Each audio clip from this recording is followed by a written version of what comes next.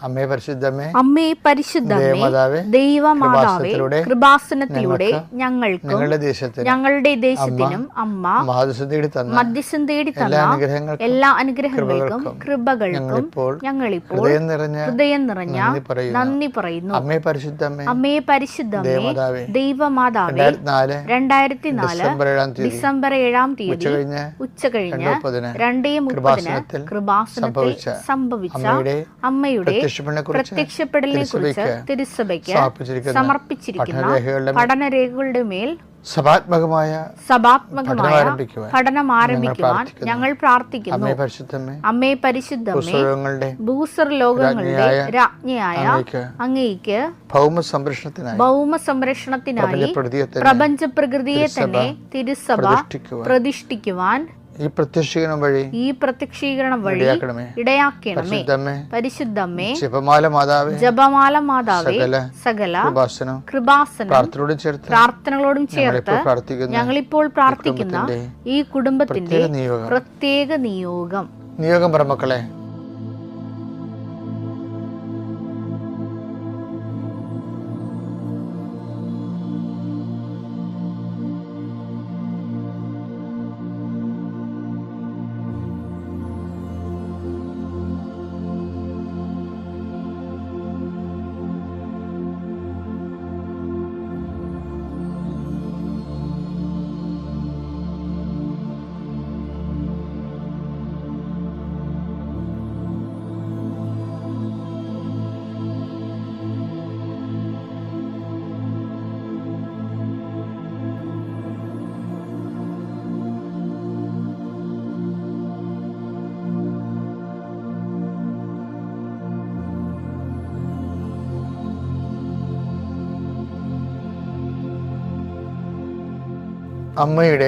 അമ്മയുടെ പ്രത്യക്ഷീകരണത്തിന്റെ ഈ അനുഗ്രഹവേളയിൽ ഞങ്ങൾക്ക് സാധിച്ചു തരുവാൻ കനിയണമേ.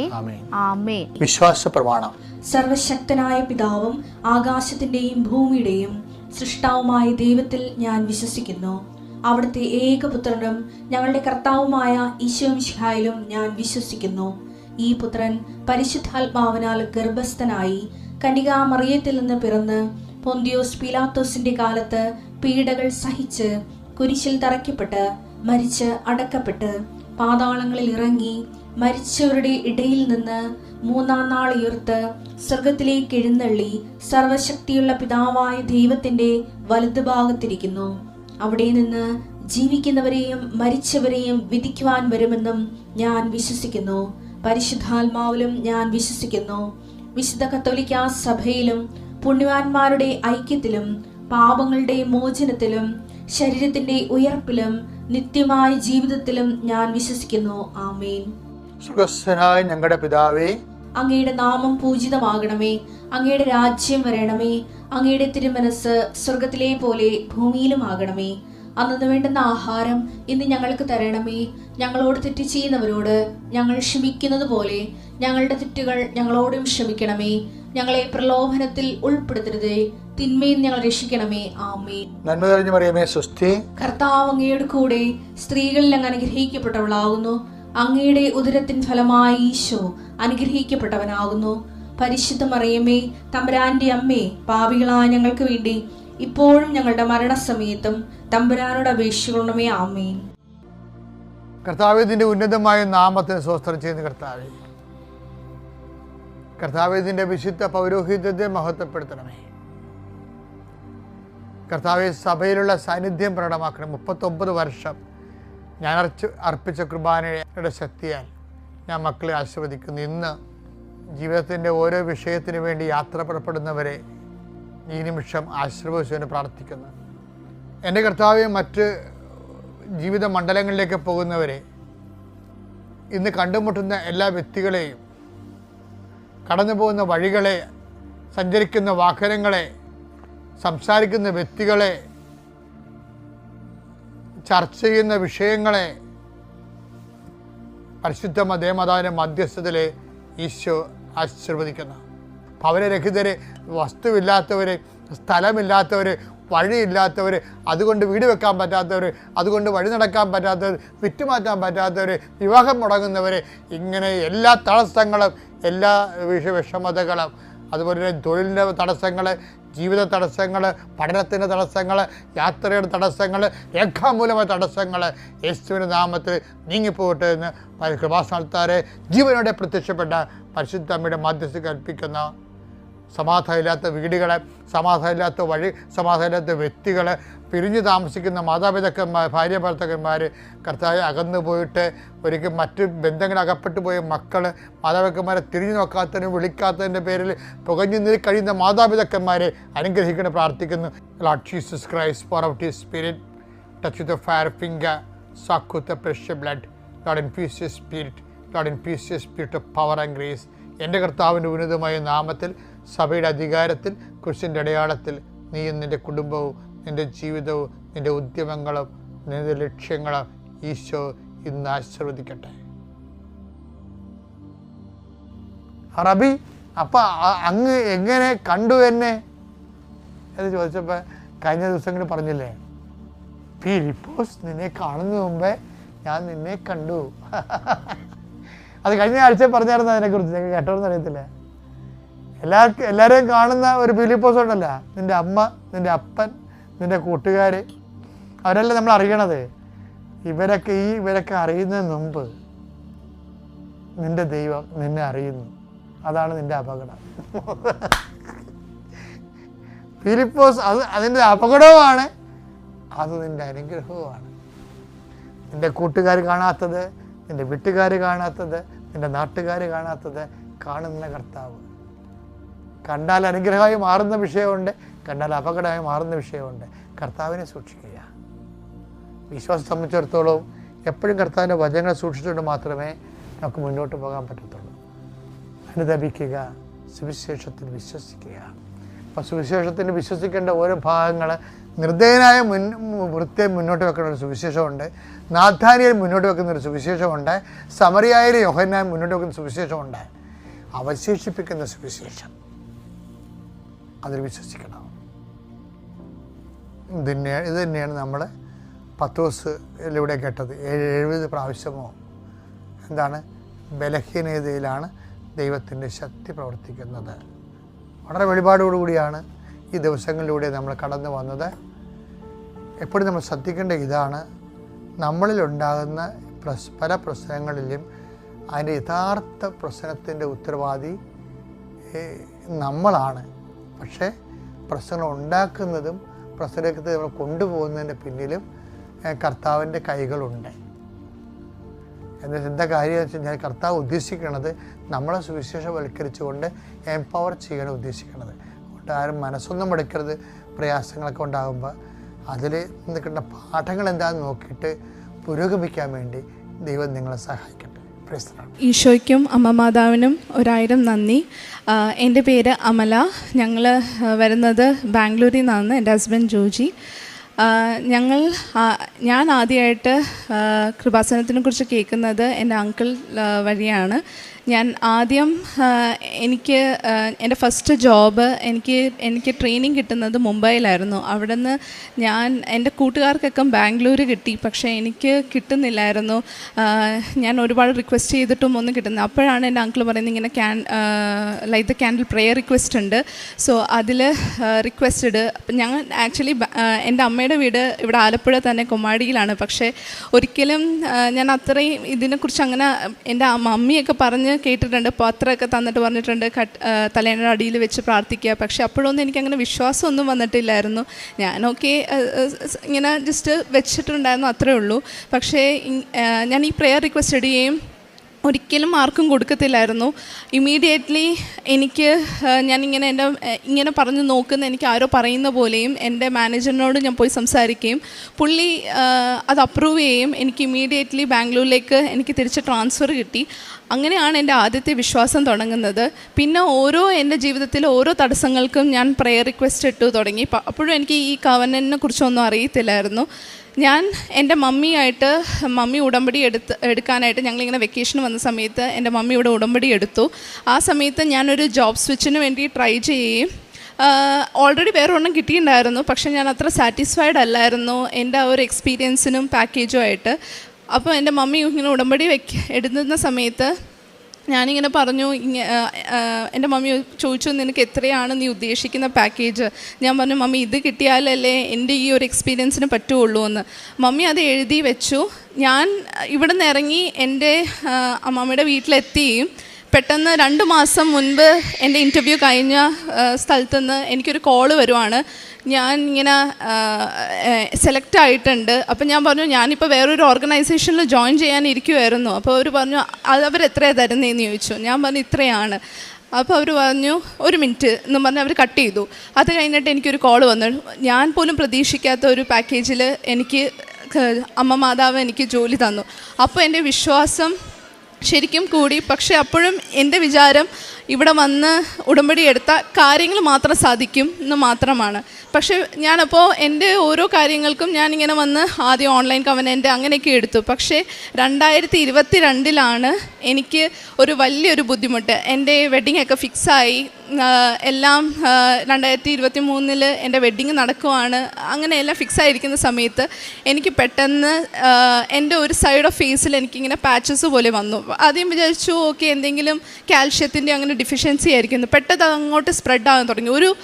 ഒരു 3 ദിവസത്തിനുള്ളിൽ അത് പെട്ടെന്ന് അങ്ങ് സ്പ്രെഡായി. അപ്പോൾ എനിക്ക് പേടിയായി. ഞാൻ ഡോക്ടറിനെ പോയി കൺസൾട്ട് ചെയ്തു. അപ്പോൾ ഡോക്ടർ പറഞ്ഞു പെട്ടെന്ന് എന്തോ വല്ല വാക്സിനേഷനോ അല്ലെങ്കിൽ എന്തെങ്കിലും വിഷമോ എന്തെങ്കിലും തട്ടിയിട്ടുണ്ടോ, പെട്ടെന്ന് എന്തോ ഓട്ടോ ഇമ്മ്യൂൺ ഇഷ്യൂ കാരണം സെഗ്മെൻറ്റൽ വിറ്റിലിഗോ പോലെ ഇങ്ങനെ വന്നേക്കുവാണ്. അതിനി എന്ത് ചെയ്യണമെന്നറിയില്ല. ഞാനാണെങ്കിൽ മാസ്ക് ഇട്ടുകൊണ്ട് മാത്രം എല്ലായിടത്തും പോകാൻ തുടങ്ങി. എനിക്ക് ഭയങ്കര ബുദ്ധിമുട്ടായി. ആ സമയത്ത് കോവിഡ് ടൈം ആയിരുന്നു, അതാണ് അത്ര വലിയ പ്രശ്നമില്ലായിരുന്നു മാസ്ക് ഇട്ടുകൊണ്ട്. പിന്നെ അങ്ങോട്ട് അത് മാറുന്ന സമയമാണ് എല്ലാവരും ചോദിക്കാൻ തുടങ്ങി നീ എന്തിനാ മാസ്ക് ഇട്ടുകൊണ്ട് നടക്കുന്നേ. എൻ്റെ വെഡ്ഡിങ്ങും എനിക്ക് എന്ത് ചെയ്യണമെന്നറിയാതെയായി. അപ്പോൾ ഞാൻ അങ്ങനെ ഇവിടെ വന്ന് ഉടമ്പടി എടുത്തു. ഞാൻ ശരിക്കും അത് കഴിഞ്ഞിട്ട് തൈലം ഉടമ്പടി തൈലം ഞാൻ തേച്ച് പ്രാർത്ഥിക്കാൻ തുടങ്ങി. ഉപ്പ് കഴിക്കാൻ തുടങ്ങി. അത് കഴിഞ്ഞ് എനിക്ക് പെട്ടെന്ന് തിരിച്ചു ചെന്നപ്പോൾ എനിക്ക് ഒരു ക്ലിനിക്കിനെ കുറിച്ച് എനിക്ക് റെഫറൻസ് കിട്ടുകയും ഞാൻ അവിടെ പോവുകയും എനിക്ക് പെട്ടെന്ന് തന്നെ എൻ്റെ വെഡ്ഡിങ്ങിന് മുൻപ് തന്നെ എനിക്ക് ഓൾമോസ്റ്റ് എൻ്റെ മുഖത്തുണ്ടായിരുന്ന ഓൾമോസ്റ്റ് 80-90% അത് മാറുകയും ചെയ്തു. അത് ഞാൻ പൂർണ്ണമായിട്ട് വിശ്വസിക്കുന്നു. അത് മാതാവ് തന്നെ ഇടപെട്ട് എനിക്കത് ഹീലിംഗ് തന്നതാണെന്ന്. അത് കഴിഞ്ഞിട്ട് ഒരുപാട് കാര്യങ്ങൾ, ചെറിയ ചെറിയ കാര്യങ്ങൾക്ക്, ജോലിക്ക്, എല്ലാത്തിനും ഞാൻ ആഗ്രഹിച്ച പോലെ അതേപോലെ എൻ്റെ ഹസ്ബൻഡിനും ഒക്കെ എനിക്ക് ജോലി തന്ന് അനുഗ്രഹിക്കുകയും ചെയ്തു. അപ്പോഴൊക്കെയും ഞാൻ എൻ്റെ വിചാരം ഇങ്ങനെ വന്ന് പ്രാർത്ഥിക്കുകയും കാര്യം നടന്നു. അത് കഴിഞ്ഞ് വരുമ്പോൾ എൻ്റെ ബൈബിൾ വായന എല്ലാം പതുക്കെ മുടങ്ങും. പിന്നെയും ബാക്ക് ടു നോർമലാവും. പിന്നെ എന്തെങ്കിലും ഒരു ആവശ്യം വരുമ്പോൾ ഞാൻ പിന്നെയും വന്ന് ഇവിടെ ഉടമ്പടി പുതുക്കും. അങ്ങനെയായിരുന്നു. അത് കഴിഞ്ഞിട്ട് ഞാൻ ആഗ്രഹിച്ച പോലെ തന്നെ പ്രഗ്നൻ്റ് ആയി കഴിഞ്ഞിട്ട് പെട്ടെന്ന് അപ്പോഴൊന്നും എൻ്റെ ഹസ്ബൻഡിന് നല്ലൊരു ജോലിയും ഒക്കെ കിട്ടി. അപ്പോഴേക്കും ഞാൻ എൻ്റെ ബാക്ക് ടു നോർമൽ ലൈഫിലേക്ക് ആയപ്പോഴേക്കും എനിക്ക് പെട്ടെന്ന് ബ്രസ്റ്റിൽ ഞാൻ പ്രഗ്നൻ്റ് ആയിരുന്ന സമയത്ത് ഒരു 3rd മന്തിൽ എനിക്ക് ബ്രസ്റ്റ് പെയിൻ, ഭയങ്കര ബ്രസ്റ്റ് പെയിൻ, അതൊരു ലെഫ്റ്റ് സൈഡിലെ ബ്രസ്റ്റിന് ഭയങ്കര പെയിൻ. അപ്പോൾ ഞാൻ വിചാരിച്ചു ഓക്കെ, എല്ലാവരും പറഞ്ഞു അത് ഈ ഒരു പ്രഗ്നൻസിയിലുള്ളതാണ്, ചേഞ്ചസ് ഇൻ ബോഡിയിൽ വരുന്നതാണ് എന്ന് വിചാരിച്ചു. അത് കഴിഞ്ഞ് എനിക്ക് സഹിക്കാൻ പറ്റാതെ എനിക്ക് കിടന്നുറങ്ങാൻ പറ്റുന്നില്ല. അപ്പോൾ എൻ്റെ റെഗുലർ ചെക്കപ്പിൽ ഞാൻ ഡോക്ടറിനോട് പറഞ്ഞു ഡോക്ടർ ഇങ്ങനെയുണ്ട്. അപ്പോൾ ഡോക്ടർ പറഞ്ഞു അത് ഇറ്റ്സ് കോമൺ എന്ന് പറഞ്ഞു. അപ്പോൾ ഞാൻ പറഞ്ഞു ഇല്ല എനിക്ക് ഉറങ്ങാൻ പോലും പറ്റുന്നില്ല. അപ്പോൾ ഡോക്ടർ പറഞ്ഞു അത് നോക്കട്ടെ എന്ന് പറഞ്ഞപ്പോൾ ഡോക്ടർ പറഞ്ഞു ഇത് ഡസൻറ്റ് ലുക്ക് നോർമൽ, ഇമ്മീഡിയറ്റ്ലി തന്നെ സ്കാൻ ചെയ്യണമെന്ന് പറഞ്ഞു. ഞാൻ സ്കാനിങ്ങിന് ഇതാക്കി. അപ്പോൾ അവർ എന്തൊക്കെയോ പറയുന്നുണ്ട്, എനിക്കൊന്നും മനസ്സിലാകുന്നില്ല. ഡോക്ടർ പറഞ്ഞു അത് എന്തോ നീഡ്ലിങ് ചെയ്തിട്ട് അത് കൾച്ചറിന് വിടാം എന്ന് പറഞ്ഞു. അത് കൾച്ചറിന് വിട്ടു. എന്തൊരു പസ്സിൻ്റെ ഇത് വന്നു. അപ്പോൾ അവർ പറഞ്ഞു അത് ഇൻസെഷൻ ചെയ്ത് അത് കളഞ്ഞു കഴിഞ്ഞാൽ അത് മാറും എന്ന് പറഞ്ഞു. അതങ്ങനെ ഞാൻ സെപ്റ്റംബറിൽ ചെയ്തു, പിന്നെ ഒക്ടോബറിൽ ചെയ്തു, ഒരു തവണ ചെയ്തു. അപ്പോഴൊക്കെ എനിക്ക് വേദന കൊണ്ട് പറ്റുന്നില്ല, ഇൻസെഷൻ്റെ വൂണ്ടും ക്ലോസ് ആകുന്നില്ല, അതിൽ നിന്ന് പസ് വന്നുകൊണ്ടിരിക്കുക. അത് കഴിഞ്ഞ് നവംബറിലായപ്പോഴേക്കും അത് ഭയങ്കരമായിട്ട് വേദനയായി. ഞാൻ ആരോടും പറയുന്നില്ലായിരുന്നു. ഞാൻ നോർമൽ, ആൾക്കാർ കാണുമ്പോൾ നോർമലായിട്ട് തന്നെ ഒരു ലൈഫ്, പക്ഷേ എനിക്ക് ഇത് പറയാനോ എനിക്ക് ഇങ്ങനെ ഞാൻ ഗോ ത്രൂ ചെയ്യുന്നുണ്ടെന്ന് എനിക്ക് ആരോടും പറയാനോ ഒന്നും, എൻ്റെ ഫാമിലിക്ക് ഒരുപാട് വിഷമമായി. അത് കഴിഞ്ഞപ്പോൾ ആൻറ്റിബയോട്ടിക്കും അവർക്ക് വലുതായിട്ട് തരാൻ പറ്റുന്നില്ല. കാരണം കൊച്ച് എൻ്റെ ഉള്ളിലുള്ളതുകൊണ്ട് കൊച്ചിനെന്തെങ്കിലും പറ്റുന്ന കാരണം സിവിയറായിട്ടുള്ള ആൻറ്റിബയോട്ടിക്കും തരാൻ പറ്റുന്നില്ലായിരുന്നു. അതിനുശേഷം ഞാൻ വിചാരിച്ചു ഓക്കെ സർജറി. അപ്പോൾ ഡോക്ടർ പെട്ടെന്ന് ഒരു ദിവസം എനിക്ക് ഭയങ്കര സിവിയർ ആയി കഴിഞ്ഞപ്പോൾ ഡോക്ടർ പറഞ്ഞു അത് എടുത്ത് കളയാം, എത്ര എന്ന് പറഞ്ഞ് ഇൻസിഷനും you will take pain antibiotic, let's do a surgery എന്ന് പറഞ്ഞു. അങ്ങനെ ബാംഗ്ലൂരിൽ നല്ല ഒരു ഫേമസ് ഹോസ്പിറ്റലിൽ തന്നെ ഞാൻ കൺസൾട്ട് ചെയ്യുന്ന എൻ്റെ ഗൈനിക്ക് റെഫർ ചെയ്ത് അവിടെ തന്നെ ഞാൻ എൻ്റെ സർജറി ചെയ്തു. സർജറി ചെയ്തതിന് ശേഷം അവർ പറഞ്ഞു ഞങ്ങളിത് ബയോപ്സിക്ക് അയക്കും, let's see what it is, could be a TB or like what condition എന്ന് നമുക്ക് പറയാൻ പറ്റുന്നില്ല, let's send it for biopsy എന്ന് പറഞ്ഞു. എനിക്ക് ബയോപ്സി എന്ന് കേട്ടതോടെ ഞങ്ങളെല്ലാവരും ആകെ ഒട്ടും എനിക്ക് ആകെ തകർന്നു പോയ ആ ഒരു സിറ്റുവേഷനിൽ എന്തെങ്കിലും ആണെങ്കിൽ വാട്ട് വിൽ ഐ ഡു, എൻ്റെ കൊച്ച് എനിക്ക് ഒട്ടും പറ്റുന്നില്ലായിരുന്നു. അപ്പോഴാണ് ഞാൻ എൻ്റെ വിശ്വാസം ശരിക്കും ഞാൻ മുറുകെ പിടിച്ചത്. ഞാൻ 5:30 പ്രാർത്ഥനയ്ക്ക് കൂടാൻ തുടങ്ങി, ഞാൻ ബൈബിൾ വായിക്കാൻ തുടങ്ങി. എല്ലാം ഞാൻ പിന്നെയും ഞാൻ ഉടമ്പടിയിലേക്കുള്ള ജീവിതത്തിലേക്ക് തിരിച്ചു വരുമായിരുന്നു. അതിനുശേഷം എൻ്റെ ഒരു ദിവസം ഞാൻ 5:30 ഇത് കൂടിക്കൊണ്ടിരുന്ന സമയത്ത് അച്ഛൻ ഇങ്ങനെ പറഞ്ഞു, ഞാൻ ബയോപ്സിക്ക് വെയിറ്റ് ചെയ്തിരിക്കുന്ന ആൾക്കാർക്കൊക്കെ വേണ്ടി പ്രാർത്ഥിക്കുന്നു. അന്ന് ദിവസം തന്നെ എൻ്റെ ഈ ബയോപ്സി റിപ്പോർട്ട് വന്നു. അത് ഒരു കണ്ടീഷൻ കോൾ ഗ്രാനുലോമേറ്റസ് ആണെന്ന് പറഞ്ഞു. അപ്പോൾ എനിക്ക് സമാധാനമായി, ക്യാൻസറോ അങ്ങനത്തെ ഒന്നും അല്ലല്ലോ, ഫാമിലിക്ക് എല്ലാവർക്കും സമാധാനമായി. ഞാനത് കഴിഞ്ഞപ്പോൾ വിചാരിച്ചു ഓക്കെ ഇനിയിപ്പോൾ സർജറി ചെയ്ത് കഴിഞ്ഞു, ഇനി ഇതോടെ പോയി, പിന്നെ കുറച്ച് ആൻറ്റിബയോട്ടിക്സും എടുത്തു, അതോടെ തീർന്നു എന്ന് വിചാരിച്ചു. പക്ഷേ അപ്പം തൊട്ട് എൻ്റെ ഡെലിവറി വരെ എനിക്കത് ഹീലായില്ല.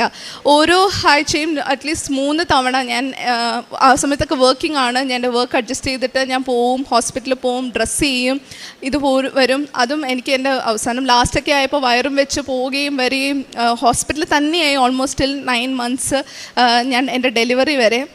എൻ്റെ ഡെലിവറി ആ സമയപ്പോഴും എൻ്റെ ഡോക്ടർ ഗൈനക്ക് പറഞ്ഞു ഇതെന്തൊരു കഷ്ടമാണ്, I am not seen in my life, എൻ്റെ എൻറ്റയർ കരിയറിൽ ഇങ്ങനത്തെ ഒരു കണ്ടീഷൻ.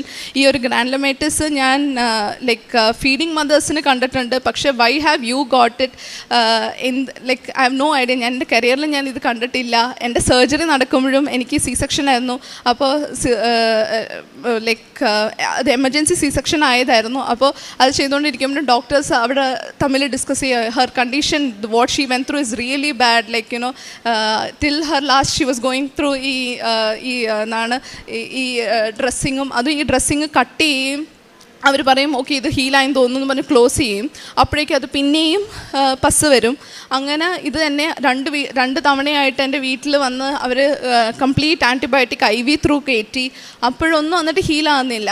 അത് കഴിഞ്ഞതിന് ശേഷം അപ്പോഴും ഞാൻ വിശ്വസിക്കുന്നുണ്ട്, പക്ഷേ അത്ര പകുതി ഞാൻ ഓക്കെ ആൻറ്റിബയോട്ടിക് കയറ്റിയല്ലോ ഇനി അത് ഹീലാവും, അങ്ങനെയായിരുന്നു എൻ്റെ വിശ്വാസം ഉണ്ടായിരുന്നത്. പകുതി മാതാവിലും പകുതി ഇങ്ങനെ മെഡിക്കൽ സയൻസിലുമായിരുന്നു. ഇതിനൊക്കെ ശേഷം ഡെലിവറിയൊക്കെ കഴിഞ്ഞതിന് ശേഷം 2 months ഞാൻ അതും കഴിഞ്ഞിട്ട് ഇങ്ങനെ പോയിക്കൊണ്ടിരിക്കുക. കൊച്ചിനെ വിട്ടിട്ട് പോകുമ്പോഴേക്കും എനിക്ക് ഭയങ്കര സങ്കടമായി. ആൻഡ് അവർ പറഞ്ഞു അത് എൻ്റെ കൊച്ചിന് ബ്രസ്റ്റ് ഫീഡ് ചെയ്യാൻ പറ്റുമെന്ന് തോന്നിയില്ല, ഇപ്പോൾ ഒരു ബ്രസ്റ്റിലല്ലേ ഉള്ളൂ, കൊച്ച് ഫീഡ് ചെയ്ത് തുടങ്ങുമ്പോൾ അടുത്ത ബ്രസ്റ്റിൽ ഇൻഫെക്ഷൻ വന്നാലോ എന്ന് പറഞ്ഞു. അപ്പോഴേക്കും ഞാൻ വിചാരിച്ചു ഫോർമുലയായിരിക്കും, ഡോക്ടേഴ്സ് എല്ലാം പറഞ്ഞു ഫോർമുലയായിരിക്കും. പക്ഷേ എനിക്ക് എൻ്റെ കൊച്ച് ജസ്റ്റ് എനിക്കൊന്നൊരു കുറച്ച് 2 ദിവസം പോലും ഫോർമുല കുടിച്ചിട്ടില്ല. അപ്പോഴും ബ്രസ്റ്റ് ഫീഡിങ്ങിൽ തന്നെയായിരുന്നു. പക്ഷേ അതിനുശേഷം 6 മാസത്തോളം കംപ്ലീറ്റ് ബ്രസ്റ്റ് ഫീഡിങ് ആയിരുന്നു. എനിക്ക് 2 months കഴിഞ്ഞപ്പോഴേക്കും ആണ് പെട്ടെന്ന് എൻ്റെ മമ്മിക്ക് എൻ്റെ അങ്കിൾ ഇവിടെ നടന്നൊരു സാക്ഷ്യം അയച്ചിട്ടുണ്ടായിരുന്നു. ആ ചേച്ചിക്കും എൻ്റെ സെയിം കണ്ടീഷൻ.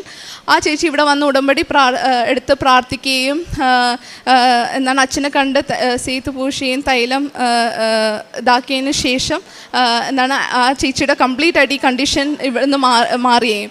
അപ്പോൾ ഞാൻ ആക്ച്വലി 6 മാസത്തിൽ തന്നെ ഇവിടെ അച്ഛനെ വന്ന് കാണുകയും ഞാൻ സീത്ത് അച്ഛൻ തരികയും ഞാനത് എൻ്റെ അടിവയറ്റിൽ തേക്കുകയും. അപ്പോൾ അച്ഛനോട് ഞാൻ പറഞ്ഞു അച്ഛൻ ഇങ്ങനെ സർജറിയൊക്കെ കഴിഞ്ഞായിരുന്നു, അപ്പോൾ കൊച്ചിന് എന്തെങ്കിലും പറ്റുമോ, എന്തെങ്കിലും എനിക്ക് കംപ്ലീറ്റ് അനസ്തേഷ്യയൊക്കെ തന്നിട്ടാണ് അവർ ചെയ്തത്, അപ്പോൾ എന്തെങ്കിലും പറ്റുമോ. അപ്പോൾ അച്ഛൻ പറഞ്ഞു നിനക്കും കൊച്ചിനും ഒന്നും ഉണ്ടാവില്ല, നീ ഇവിടെ വന്ന് നന്ദി പറയുമെന്ന് പറഞ്ഞു. ഞാൻ അതേപോലെ തന്നെ എനിക്ക് ഈ സാക്ഷ്യം കൂടി കഴിഞ്ഞിട്ട് അപ്പോഴാണ് എൻ്റെ ഉടമ്പടി ജീവിതം തുടങ്ങുന്നത്. അതുവരെ ഞാൻ വിചാരിച്ചിരുന്നത് ഒരു കാര്യസാധ്യതയ്ക്ക് വേണ്ടി മാത്രമായിരുന്നു എൻ്റെ ഈ ഉടമ്പടി ജീവിതം. പക്ഷെ അത് കഴിഞ്ഞിട്ടാണ് ഞാൻ ശരിക്കും I understood it's way of life. And ഞങ്ങളുടെ 2 പേരുടെ ലൈഫിൽ അത് ലൈക്ക് കംപ്ലീറ്റ്ലി ഞങ്ങൾ അങ്ങനെ ജീവിച്ചു തുടങ്ങിയപ്പോൾ വണ്ടേഴ്സ് ആൻഡ് വണ്ടേഴ്സാണ് നടന്നിരിക്കുന്നത്. ഞാൻ അറിഞ്ഞില്ല ഞാൻ എൻ്റെ ബോഡി ഹീലായിക്കൊണ്ടിരിക്കുവാണെന്ന്. ഞാൻ എല്ലാ ദിവസവും പിന്നെ വിശ്വാസ പ്രമാണം ചൊല്ലി തന്നെ ഞാൻ വിശ്വാസത്തോടെ പ്രാർത്ഥിച്ചു തുടങ്ങി. എൻ്റെ ബ്രസ്റ്റിൽ ഞാൻ തേക്കുകയും എൻ്റെ കൊച്ചിന് ഞങ്ങൾ 3 പേരും ഉടമ്പടി തൈലം നെറ്റിയിൽ കുരിശ് വരയ്ക്കുകയും ഒക്കെ ചെയ്തു തുടങ്ങി. ഞാനൊരു ഡ്രസ്സിങ്ങിന് പോയ സമയത്ത് എൻ്റെ ഡോക്ടർ പറഞ്ഞു ഞാനത് ക്ലോസ് ചെയ്യുകയാണ്. അപ്പോൾ ഞാൻ പറഞ്ഞു ഡോക്ടർ ഇത് തന്നെയല്ലേ എത്ര തവണയും പിന്നെ ഇത് ക്ലോസ് ചെയ്യുകയും കീറുകയൊക്കെ ചെയ്യുന്നു, എനിക്കിനി വയ്യ. അപ്പോൾ ഡോക്ടർ പറഞ്ഞു I don't no, I feel like let's close it എന്ന് പറഞ്ഞു. ക്ലോസ് ചെയ്ത് കഴിഞ്ഞപ്പോൾ ഞാൻ വീട്ടിൽ വന്നിട്ട് ഞാൻ പറഞ്ഞു മമ്മി ഇനിയും കീറാനായിട്ട് എനിക്ക് വയ്യ. അപ്പം മമ്മി പറഞ്ഞു നീ സാക്ഷിയൊക്കെ കണ്ടതല്ലേ, ചിലപ്പോൾ ഇത് ഇവിടെ ഹീലായാലും അതുകൊണ്ടായിരിക്കും ഇത് ക്ലോസ് ആയെന്ന് പറഞ്ഞു. അന്ന് ക്ലോസ് ആയിട്ട് പിന്നെ എനിക്ക് അത് കംപ്ലീറ്റ്ലി ഹീലായി. എനിക്ക് അതിന് മുൻപ് അങ്ങനെയല്ലായിരുന്നു. എനിക്ക് ഭയങ്കര പെയിന്, അപ്പോഴേക്ക് പിന്നെയും കീറും, എനിക്ക് ഫീവർ ഇഷ്യൂ വരും, ആ പസ് ഇതാക്കേണ്ട അവസ്ഥയായിരുന്നു. പക്ഷേ അന്ന് ക്ലോസ് ആയിട്ട് പിന്നെ ഇതുവരെ എനിക്ക് ഇതാകില്ല. പിന്നെ ഞാൻ ചെക്കപ്പിന് പോയി ഡോക്ടർ പറഞ്ഞു it is heal, how come എന്ന് എന്നോട് ഞാൻ പറഞ്ഞു I don't know doctor, it's just a miracle എന്ന് മാത്രമേ എനിക്ക് പറയാൻ പറ്റുള്ളൂ. ലൈക്ക് അത്രയും ഞങ്ങൾ ബുദ്ധിമുട്ടിയതായിരുന്നു ഈ ഒരു അവസ്ഥയിൽ. ഞങ്ങൾ ഓരോ ചെറിയ കാര്യത്തിനും ഓരോ ജോലിക്കാണെങ്കിലും ഞങ്ങൾ ഇവിടെ വന്ന് പ്രാർത്ഥിച്ചിറങ്ങുമ്പോഴേക്കും ഓരോ അത്ഭുതങ്ങളാണ് നടന്നേക്കുന്നത്. അത് ഉടമ്പടി വെക്കുക മാത്രമല്ല, പക്ഷേ ഓരോ കാര്യങ്ങൾ അതേപോലെ തന്നെ അച്ഛൻ്റെ ആരാധന കൂടിയും 5:30 ട്യൂസ്ഡേയിൽ ആരാധന കൂടി കഴിയുമ്പോഴും നടക്കുന്നത് ഓരോ ഞങ്ങൾ വിചാരിക്കാത്ത സമയത്ത് ഓരോ അനുഗ്രഹങ്ങളാണ് തന്നിരിക്കുന്നത്. ഞങ്ങൾക്ക് എൻ്റെ ഓർഗനൈസേഷനിൽ നിന്ന് എനിക്ക് ഒരു യൂറോപ്പിൻ്റെ ബിസിനസ് നീഡിന് വേണ്ടി പോകാനായിരുന്നു. പക്ഷെ അത് നടക്കത്തില്ല എന്ന് പറഞ്ഞൊരു സംഭവം. പക്ഷെ ഞാൻ ഇവിടെ വന്ന് പ്രാർത്ഥിച്ച വേറൊരു കാര്യത്തിനായിരുന്നു. പക്ഷേ ഇവിടെ നിന്ന് ഇറങ്ങിയും എനിക്കൊരു കോൾ വരുവാണ് എൻ്റെ മാനേജറിൻ്റെ ഇന്ന് you will be going to to Europe and ഞാൻ ഒറ്റയ്ക്ക് പോകുന്നുണ്ട്, I could take my husband also. അങ്ങനെ കുറേ കാര്യങ്ങൾ ഞാൻ പ്രതീക്ഷിക്കാത്ത സമയത്ത് ഓരോ കാര്യങ്ങളും തന്ന ദൈവം മാതാവ് എനിക്ക് അനുഗ്രഹിച്ചിട്ടുണ്ട്. ഞാൻ പ്രേക്ഷിത പ്രവർത്തനമായിട്ട് ആദ്യമൊക്കെ എനിക്ക് പത്രം കൊടുക്കാനായിട്ട് ഭയങ്കര നാണക്കേടും അവരെന്ത് വിചാരിക്കും, അതേപോലെ സാക്ഷ്യം പറയാനും ഒക്കെ എനിക്ക് ഭയങ്കര നാണക്കേടും ഒക്കെ ആയിരുന്നു. പക്ഷേ ഇപ്പോൾ ഞാൻ ഈ ഒരു ഇത് ഞാൻ പറഞ്ഞില്ല വേ ഓഫ് ലിവിങ് ആയിന്ന് അതേ പിന്നെ എനിക്കത് കൊടുക്കുന്നതിനൊരു നാണക്കേടും എനിക്ക് അത്രയും ആഗ്രഹത്തോടെ ആൾക്കാരോട് കൊടുക്കാനും പത്രങ്ങൾ കൊടുക്കാനും ഡിസ്ട്രിബ്യൂട്ട് അവർക്ക് വേണ്ടെന്ന് പറഞ്ഞാൽ ഓക്കെ ഞാനിത് എക്സ്പ്ലെയിൻ ചെയ്യും, എന്നിട്ട് അവർ എടുക്കുന്നില്ലെങ്കിൽ ഞാൻ കൊടുക്കത്തില്ല, കാരണം ഇനി അവരത് കളഞ്ഞാലോ എന്നോർത്ത്.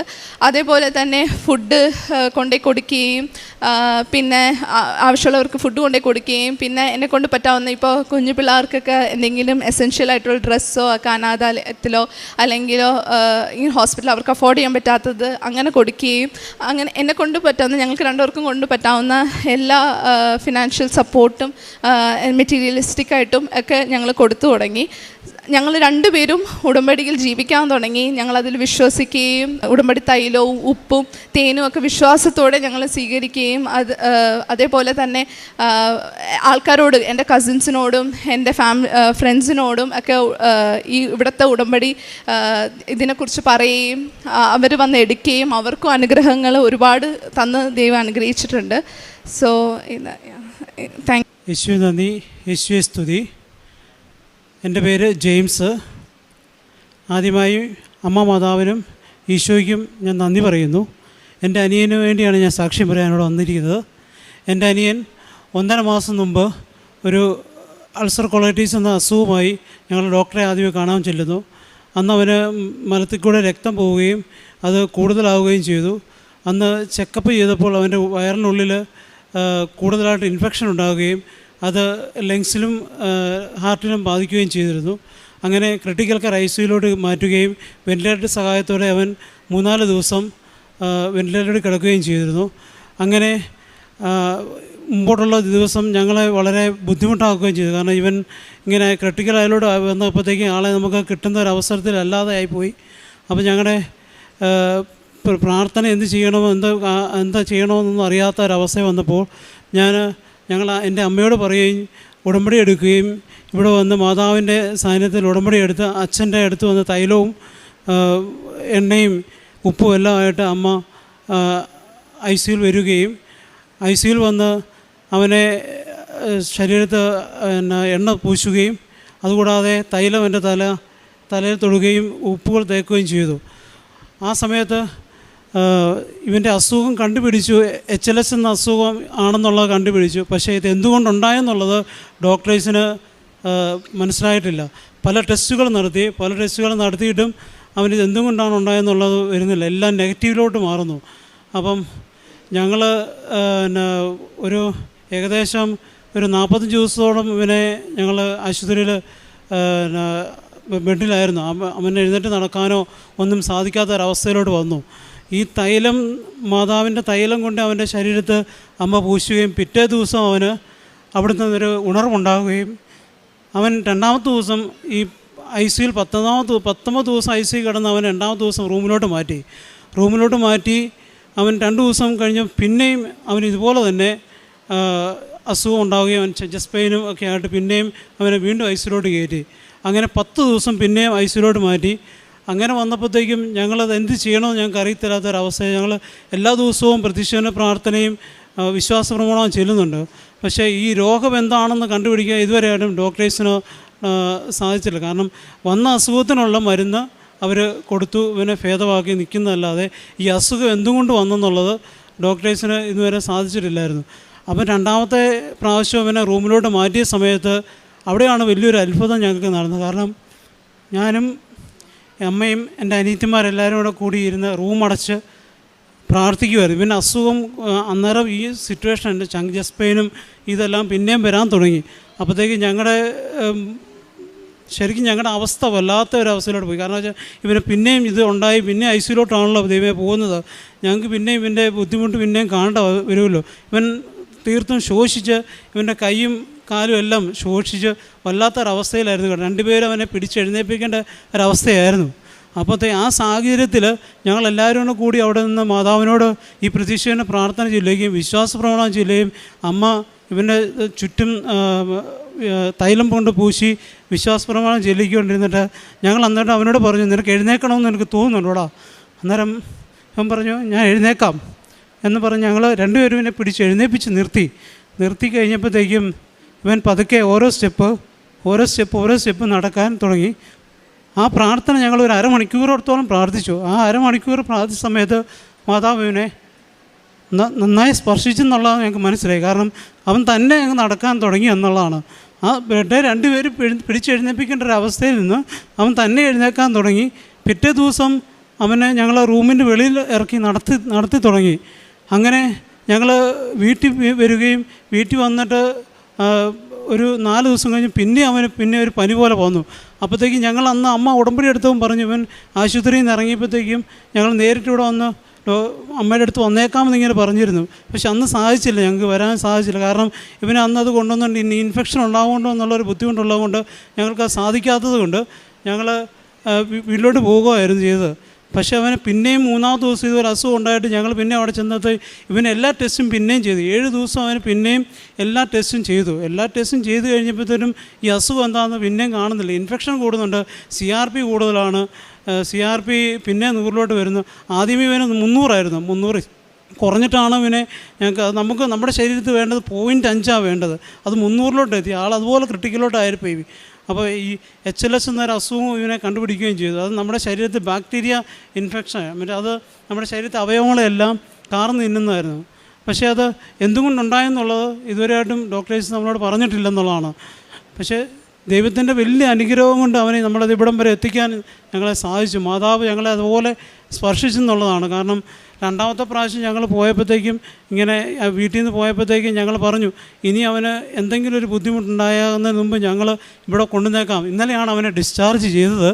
ഇന്ന് ഞങ്ങളിവിടെ അവനെ കൊണ്ടുവരാൻ സാധിച്ചു ഇവിടെ. കാരണം അത് നാളെ നമ്മുടെ മാതാവ് തന്ന ഞങ്ങൾക്കല്ല അനുഗ്രഹം ഞങ്ങൾ ഒരിക്കലും മാറ്റി നിർത്താതെ മാതാവിന് മുമ്പിൽ സാക്ഷ്യപ്പെടുത്താമെന്ന് എന്നുള്ള ആ ഒറ്റ ഇതുകൊണ്ട് ഇന്ന് അവനെ ഇവിടെ കൊണ്ടുവന്നു. കാരണം ഇവനിവിടെ ഒത്തിരി പേർ നിർത്താനൊക്കത്തില്ലാത്തത് കൊണ്ടാണ് ഞാൻ കൂടുതലായിട്ടൊന്നും പറയാത്തത്.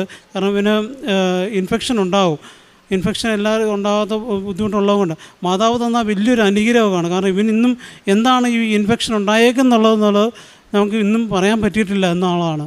ഈ മാതാവ് ഇവനെ നടത്തി എന്നുള്ളതാണ് ഏറ്റവും വലിയ. എൻ്റെ അമ്മയാണ് ഉടമ്പടി എടുത്തത്. അമ്മ വന്ന് ഈ 1 മാസം ആയതേ ഉള്ളൂ ഉടമ്പടി എടുത്തിട്ട്. അമ്മ അത് ബാക്കി അമ്മ പറയും കേട്ടോ. 2025 സെപ്റ്റംബർ 19-ാം തീയതിയാണ് ഞാൻ ഉടമ്പടി എടുക്കുന്നത്. അന്ന് കുഞ്ഞ് ആശുപത്രിയിലായിരുന്നു. കുഞ്ഞാദ്യം പനിയായിട്ടാണ് വന്ന്. കാഞ്ഞിരപ്പള്ളിയിലാണ് ഞങ്ങളുടെ വീട്. കാഞ്ഞിരപ്പള്ളിയിൽ നിന്ന് പനിയായിട്ട് 3 ആശുപത്രികളിൽ കൊണ്ടുപോയിട്ടും കുറവില്ലാഞ്ഞിട്ട് ഞങ്ങൾ എറണാകുളം LC ആശുപത്രിയിലാണ് കൊണ്ടുവന്നത്. അവിടെ വന്നിട്ട് രോഗങ്ങൾ ഇത്രയൊക്കെ ആയിട്ടും കൂടുതൽ കണ്ടുപിടിക്കാൻ പറ്റാതെ വന്നപ്പോൾ കുഞ്ഞ് തീരെ അങ്ങ് അവസ്ഥയിലായിലോട്ടായി. അപ്പോൾ ഞാൻ പറഞ്ഞു, ഞാൻ ഉടമ്പടി ഇവർ മോനെ കൊണ്ട് എടുപ്പിക്കാനുണ്ടായിരുന്നു, അവന് സാധിക്കാതെ വന്ന് അവനായിരുന്നു മോനെ ശുശ്രൂഷിക്കാൻ നിൽക്കുന്നത്. അവനെ പറ്റത്തില്ല, അതുകൊണ്ട് അമ്മ പോയി എടുക്കുക, എൻ്റെ കുഞ്ഞിനെ രക്ഷപ്പെടുത്തുക എന്ന് പറഞ്ഞ് ഞാൻ വന്നു ഉടമ്പടി എടുത്തു പ്രാർത്ഥിച്ചു. അമ്മ പറഞ്ഞു സമാധാനമായി പൊക്കോ എന്നെൻ്റെ മനസ്സിലോട്ട് വന്നു. ഞാൻ സമാധാനമായിട്ട് പോയി. അന്ന് ഞാൻ ഒരു കുഴപ്പമില്ലാതെ ഞാൻ അത് കഴിഞ്ഞ് ഞാൻ സമാധാനത്തിൽ ഒരു കരച്ചിലും ഇല്ലാതെ ഞാൻ നടന്നു. അതുവരെ ഞാൻ കണ്ണീരോടെ എൻ്റെ കുഞ്ഞിന് വേണ്ടി പ്രാർത്ഥിച്ച് നടന്നു. അത് കഴിഞ്ഞ് അമ്മ എന്നോട് പറഞ്ഞു നീ സമാധാനത്തിൽ പൊക്കോ എന്ന് പറഞ്ഞ പിന്നെ ഞാനൊരു വിഷമവും കൊള്ളാതെ ഞാൻ നടന്ന് പ്രാർത്ഥിച്ച് പ്രദക്ഷിണ പ്രാർത്ഥന ചൊല്ലി. ഞാൻ അച്ഛൻ്റെ അടുത്ത് വന്ന് ഫോട്ടോ കാണിച്ച് അച്ഛൻ്റെ അടുത്ത് വന്ന് കാണിച്ച് പ്രാർത്ഥിച്ചു. അച്ഛൻ ഫോട്ടോയെ തൊട്ട് നല്ലപോലെ പ്രാർത്ഥിച്ച് വെച്ച് എന്നോട് പറഞ്ഞു പൊക്കുള്ളൂ എന്ന് പറഞ്ഞ് ഫോട്ടോ തന്നുവിട്ട് എൻ്റെ തലയ്ക്കും പിടിച്ച് പ്രാർത്ഥിച്ചു. അമ്മ മാതാവും അച്ഛനും സുഖപ്പെടുത്തി തന്നു. 1000 മരുന്ന് എൻ്റെ കുഞ്ഞിനെ ഞാൻ ആദ്യം ആശുപത്രിയിൽ നിന്ന് കടന്നു വരുമ്പോൾ ഞാൻ കൊണ്ടുവന്നോളാമെന്ന് പറഞ്ഞു. അന്ന് എനിക്ക് സാധിച്ചില്ല. പിന്നെ രണ്ടാമത് കുഞ്ഞ് പിന്നെ പനിച്ച് കഴിഞ്ഞപ്പോൾ ഞാൻ പറഞ്ഞു ഇനിയും കൊച്ചിനെ കൊണ്ടുവന്നിട്ട് ശേഷമേ ഞാൻ തിരിച്ചു വരുള്ളൂ, അമ്മേ ഞാൻ എൻ്റെ കുഞ്ഞിനെ രക്ഷപ്പെടുത്തി തരണമേ എന്ന് പറഞ്ഞു. അമ്മ ഇന്നലെ ഞാൻ എൻ്റെ കുഞ്ഞിനെ ആശുപത്രിയിൽ നിന്ന് കൊണ്ടുവരുന്നു. ഇന്ന് ഞാൻ വന്ന് കുഞ്ഞിനെ ആദ്യം നടക്കാൻ പറ്റത്തില്ല, അത് വന്ന് നടന്നു കൊണ്ടുവന്ന് അമ്മയുടെ മുമ്പിൽ കൊണ്ടുവന്ന് ഞാൻ നിർത്തിയേക്കാം എന്ന് ഞാൻ പറഞ്ഞായിരുന്നു. അമ്മയുടെ മുമ്പിൽ ഞാനിത് എൻ്റെ മോനെ ഞാൻ സാക്ഷ്യപ്പെടുത്തിയിരിക്കുന്നു. എൻ്റെ പേര് ജോമോൻ. എനിക്ക് വയ്യായ്മ ഉണ്ടായിരുന്നു. മാതാവ് എന്നെ സുഖപ്പെടുത്തി, എന്നെ സ്പർശിച്ചു. പക്ഷേ എനിക്ക് വേണ്ടി പ്രാർത്ഥിച്ച ഒരുപാട് പേരുണ്ട്. എൻ്റെ ഇടവകയിലുള്ള എല്ലാവരും, പിന്നെ സാമ്പത്തികമായിട്ട് ഒരുപാട് പേര് സഹായിച്ചിട്ടുണ്ട്. ഒരുപാട് പൈസ ആയി. ദൈവം എന്നെ എല്ലാം നടത്തി തന്നു. സാമ്പത്തികമായിട്ട് എനിക്കിപ്പോൾ ഒരു കടവൊന്നുമില്ല. എല്ലാം 10-15 ലക്ഷം രൂപ ആയി. അത് മാതാവ് ഓരോരുത്തരായി എന്നെ സഹായിച്ച് എന്നെ ഇവിടെ വരെ എത്തിച്ചു. 1000 നന്ദി മാതാവ്. പരിശുദ്ധ അമ്മയ്ക്കും എൻ്റെ ഈശോയ്ക്കും 1000 നന്ദി. ഒരു അർഹതയോ യോഗ്യതയോ അറിവോ ഉണ്ടായിട്ടല്ല ഞാനിവിടെ നിൽക്കണേ. പരിശുദ്ധ അമ്മയുടെ കൃപയും പ്രാർത്ഥനയും കൊണ്ട് മാത്രമാണ് ഞാനിവിടെ നിൽക്കണേന്ന് ഞാൻ സാക്ഷ്യപ്പെടുത്തുന്നു. ഇത് എൻ്റെ 2ാമത്തെ സാക്ഷ്യമാണ്. ഞാൻ 2019 നവംബറിലാണ് ആദ്യത്തെ എൻ്റെ ഉടമ്പടി എടുത്തത്. ആദ്യമായിട്ട് ഞാൻ കൃപാസനത്തിൽ വരുന്നതും 2020 ഫെബ്രുവരിയിൽ ഞാൻ ആദ്യത്തെ സാക്ഷ്യം പറഞ്ഞതാണ്.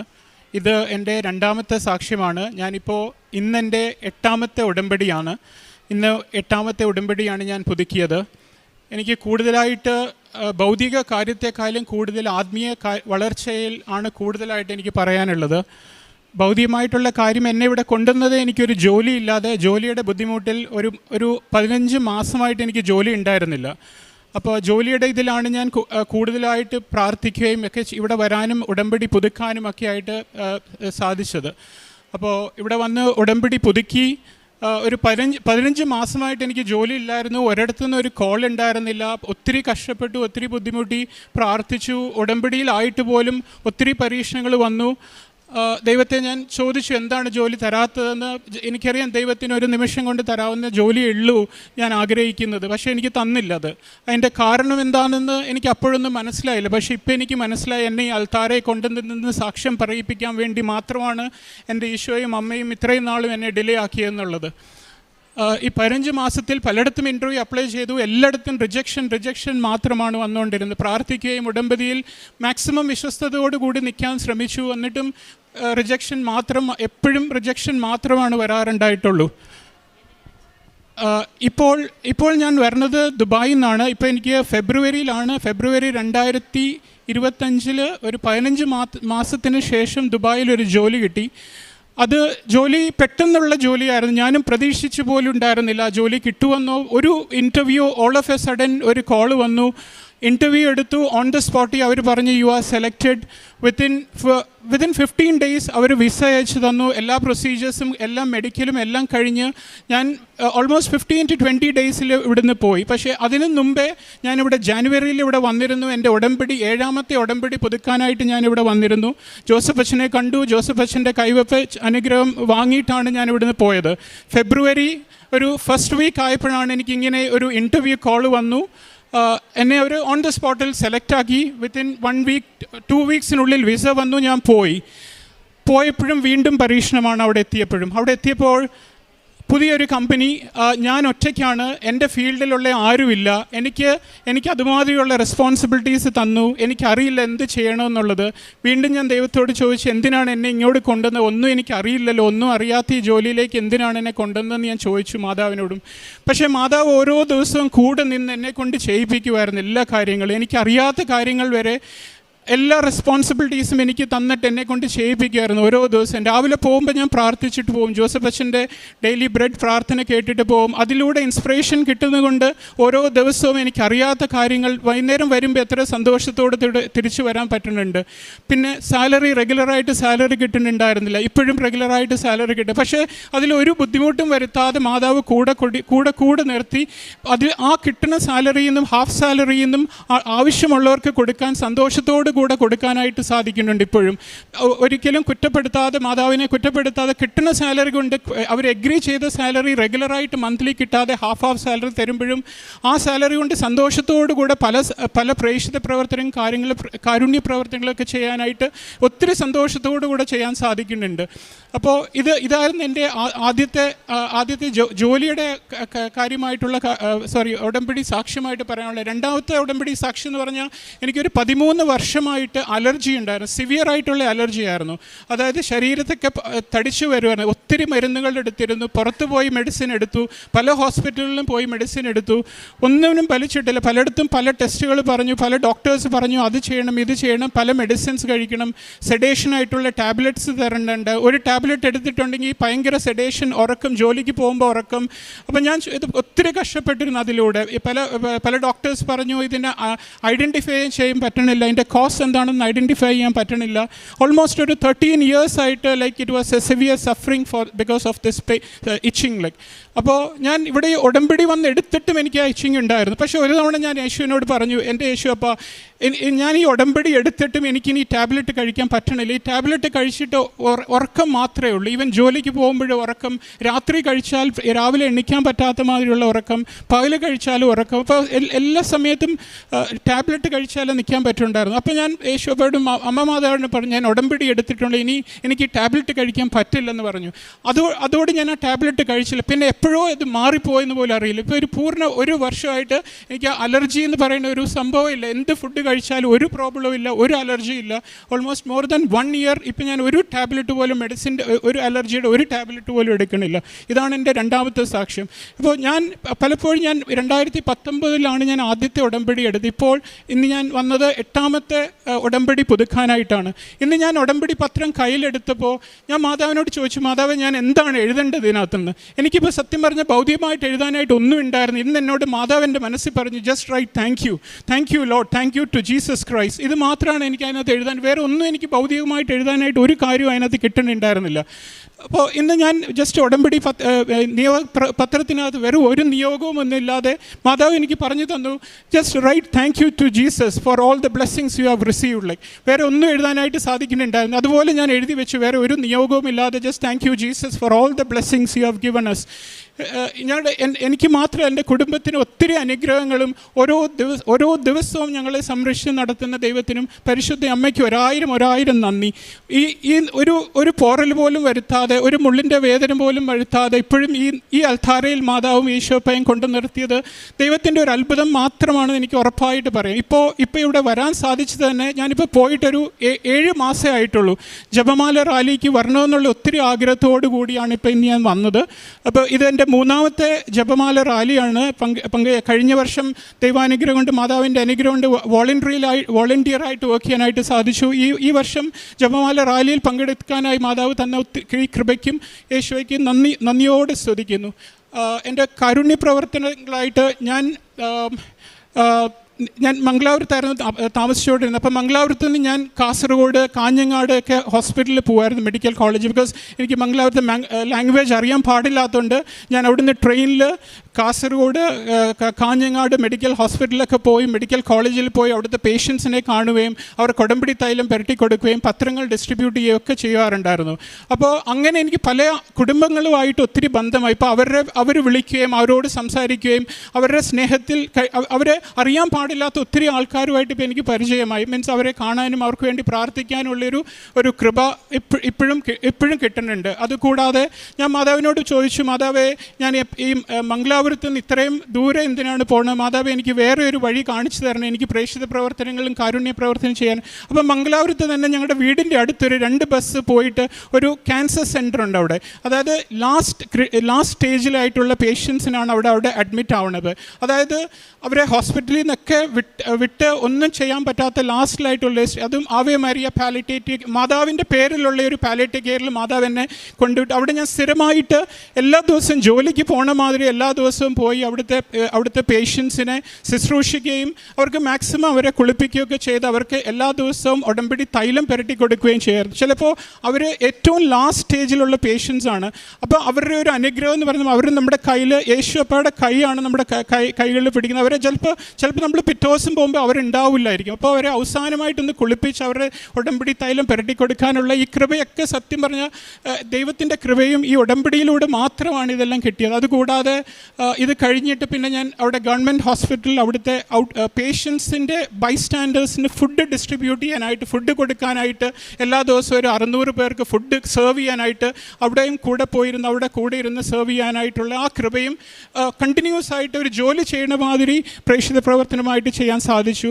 പിന്നെ അതുകൂടാതെ ഉടമ്പടി പത്രം ഞാൻ കൊടുക്കുമ്പോൾ, ഉടമ്പടി പത്രം ആദ്യമൊക്കെ കൊടുക്കുമ്പോൾ എനിക്ക് അതിൻ്റെ ഇമ്പോർട്ടൻസ് അറിയാറുണ്ടായിരുന്നില്ല. ഞാൻ സാധാരണ പോയി കൊടുക്കാം. പക്ഷേ ഇപ്പോൾ എനിക്കത് കൊടുക്കുമ്പോൾ എനിക്ക് ദൈവത്തെ കൈമാറുന്നു, ദൈവത്തിൻ്റെ വചനം കൈമാറുന്നു. ജോസഫ് അച്ഛൻ്റെ ഉടമ്പടി ധ്യാനത്തിലൂടെ ഒത്തിരി അറിവ് എനിക്ക് കിട്ടി. ഇപ്പോൾ ഞാൻ ആ പത്രം അത് വായിക്കാൻ ശ്രമിക്കും, കംപ്ലീറ്റായിട്ട് വായിക്കാൻ ശ്രമിക്കും. അതിൽ ഉടമ്പടി തൈലം പുരട്ടിയിട്ട് ഞാൻ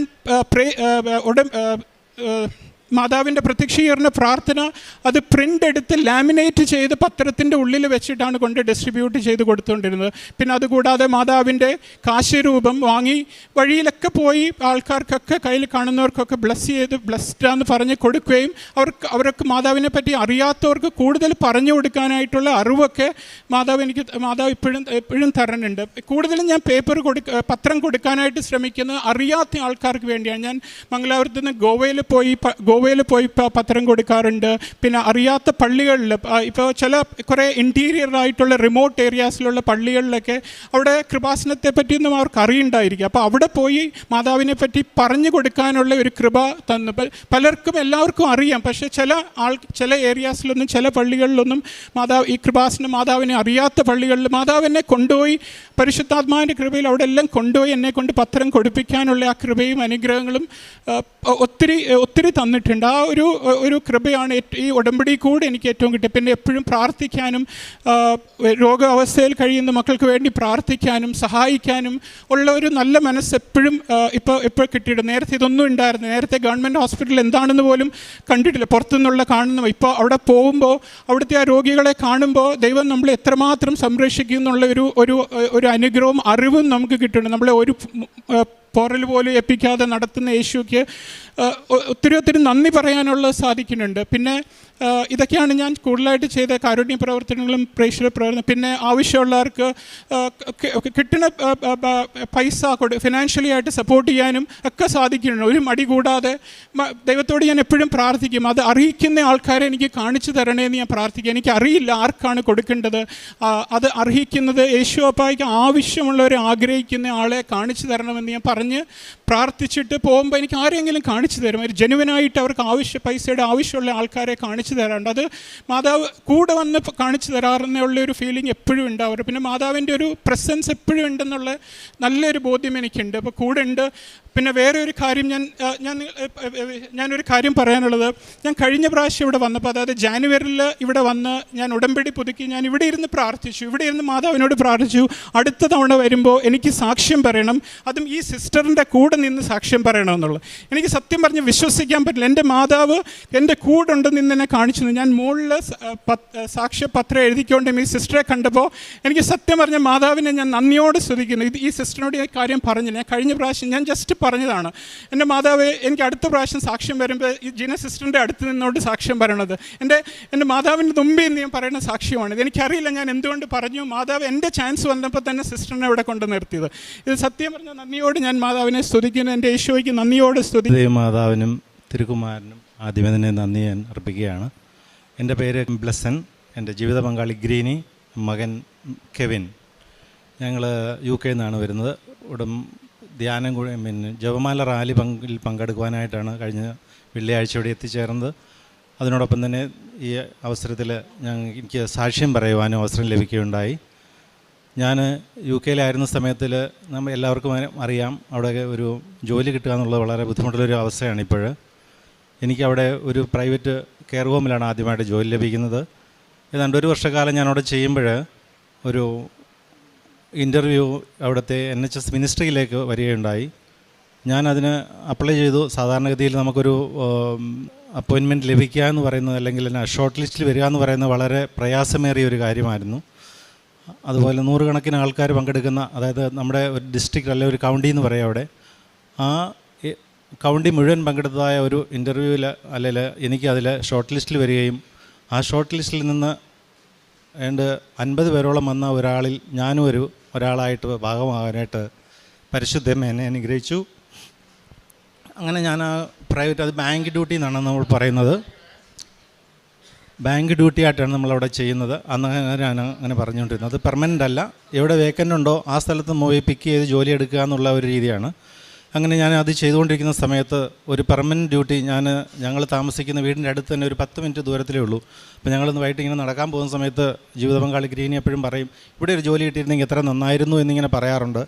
അങ്ങനെ അവിടത്തേക്കൊരു വേക്കൻസി വരികയും ഞാൻ അതിനും ഈ പറഞ്ഞ മാതിരി വീണ്ടും അപ്ലൈ ചെയ്തു. അതും ദൈവത്തിൻ്റെ മാതാവിൻ്റെ അനുഗ്രഹം കൊണ്ടെന്ന് മാത്രമേ എനിക്ക് പറയാൻ പറ്റുകയുള്ളൂ.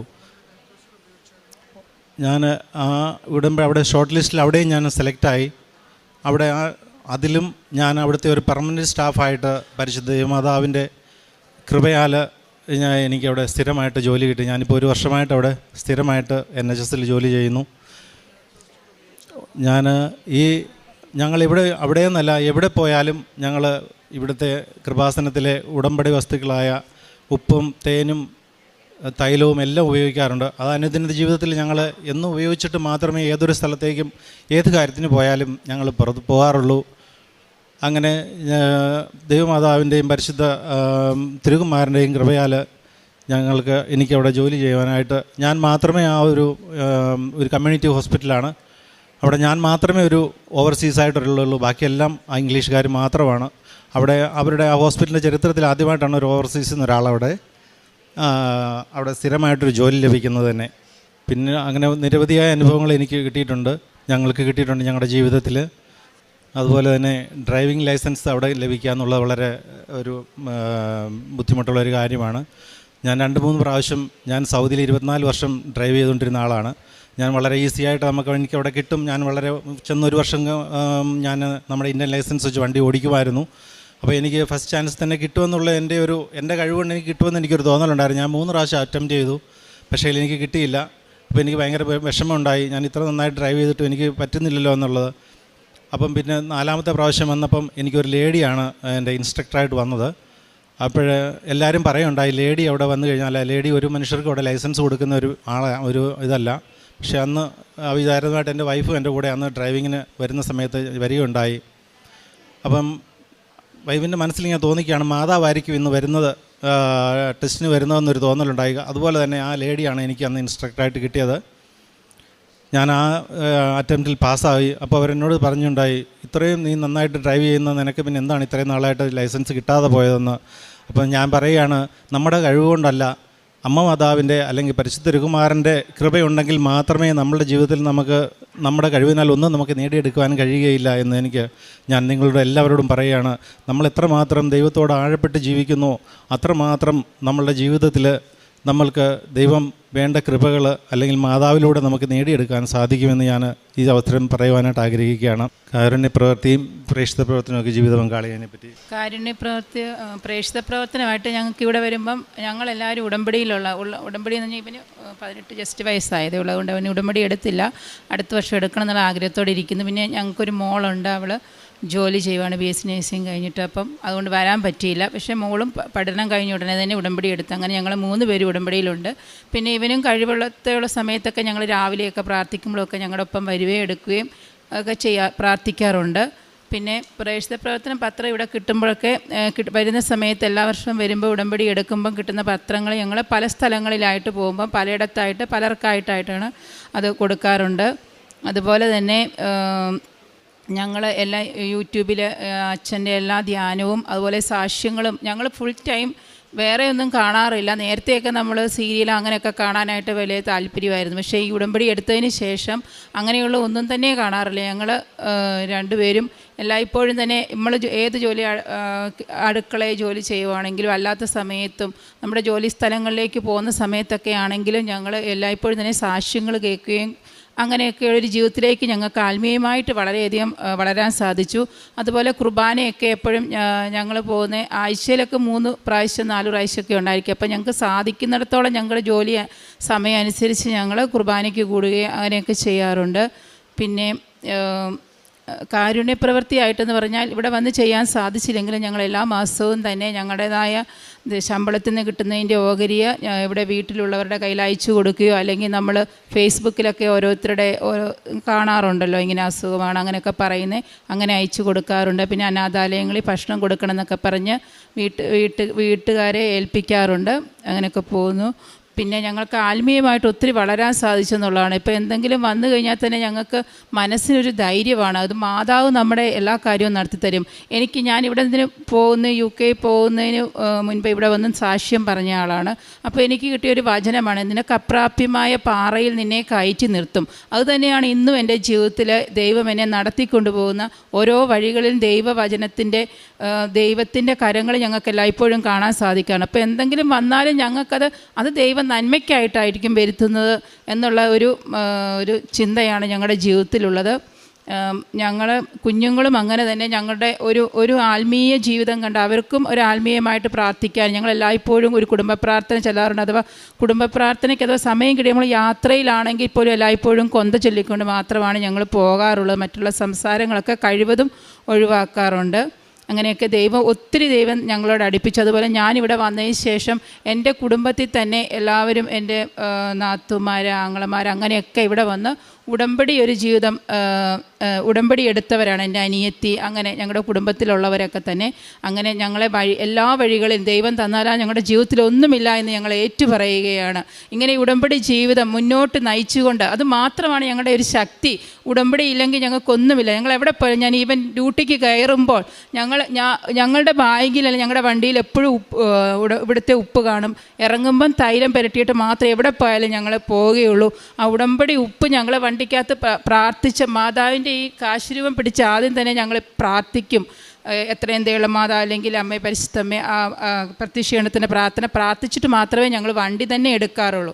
എന്നിട്ട് ഞങ്ങൾ ഡ്യൂട്ടിക്ക് കയറുന്നതിന് സൈഡിലായിട്ട് ആരും ചവിട്ടാതെ എല്ലായ്പ്പോഴും ഒരു തുള്ളി ഉപ്പിട്ടിട്ട് മാത്രമേ ഞങ്ങൾ കയറുള്ളൂ. അങ്ങനെ ഞങ്ങൾക്ക് ഒത്തിരി നമ്മൾക്ക് ജോലി സ്ഥലങ്ങളിലൊക്കെ പല ബുദ്ധിമുട്ടുകളൊക്കെ ഉണ്ടാകും. പക്ഷേ അതെല്ലാം അമ്മ മാതാവ് തിരുക്കുമാരൻ വഴി ഞങ്ങൾക്ക് അതെല്ലാം തട്ടി നീക്കി വലിയ വലിയ അപകടങ്ങളിൽ നിന്നും ഒക്കെ ഞങ്ങളെ ഒത്തിരി ചെറുതും വലുതുമായ ഒത്തിരി കാര്യങ്ങൾ ഞങ്ങളുടെ ജീവിതത്തിലുണ്ട്. അത് പറഞ്ഞാൽ നമുക്കത് തീരുകയില്ല. ഈ ഉടമ്പടി തൈലം, ഉടമ്പടി വസ്തുക്കളൊക്കെ ഉപയോഗിച്ച് ഞങ്ങൾക്ക് രോഗസൗഖ്യങ്ങൾ ചെറുതും വലുതുമായത് ഉണ്ടായിട്ടുണ്ട്. പിന്നെ ഞങ്ങൾ മറ്റുള്ളവർക്ക് പറഞ്ഞു കൊടുത്ത് പലരും ഞങ്ങളുടെ കൂട്ടുകാരൊക്കെ ആണെങ്കിൽ ഈ ഉടമ്പടി ജീവിതത്തിലേക്ക് കടന്നു വന്നിട്ടുണ്ട്. അങ്ങനെ അമ്മയെ 1000 ഞങ്ങൾക്ക് തന്ന എല്ലാ നന്മകൾക്കും അമ്മയോടും തിരുക്കുമാരനോടും 1000 നന്ദി പറയുന്നു.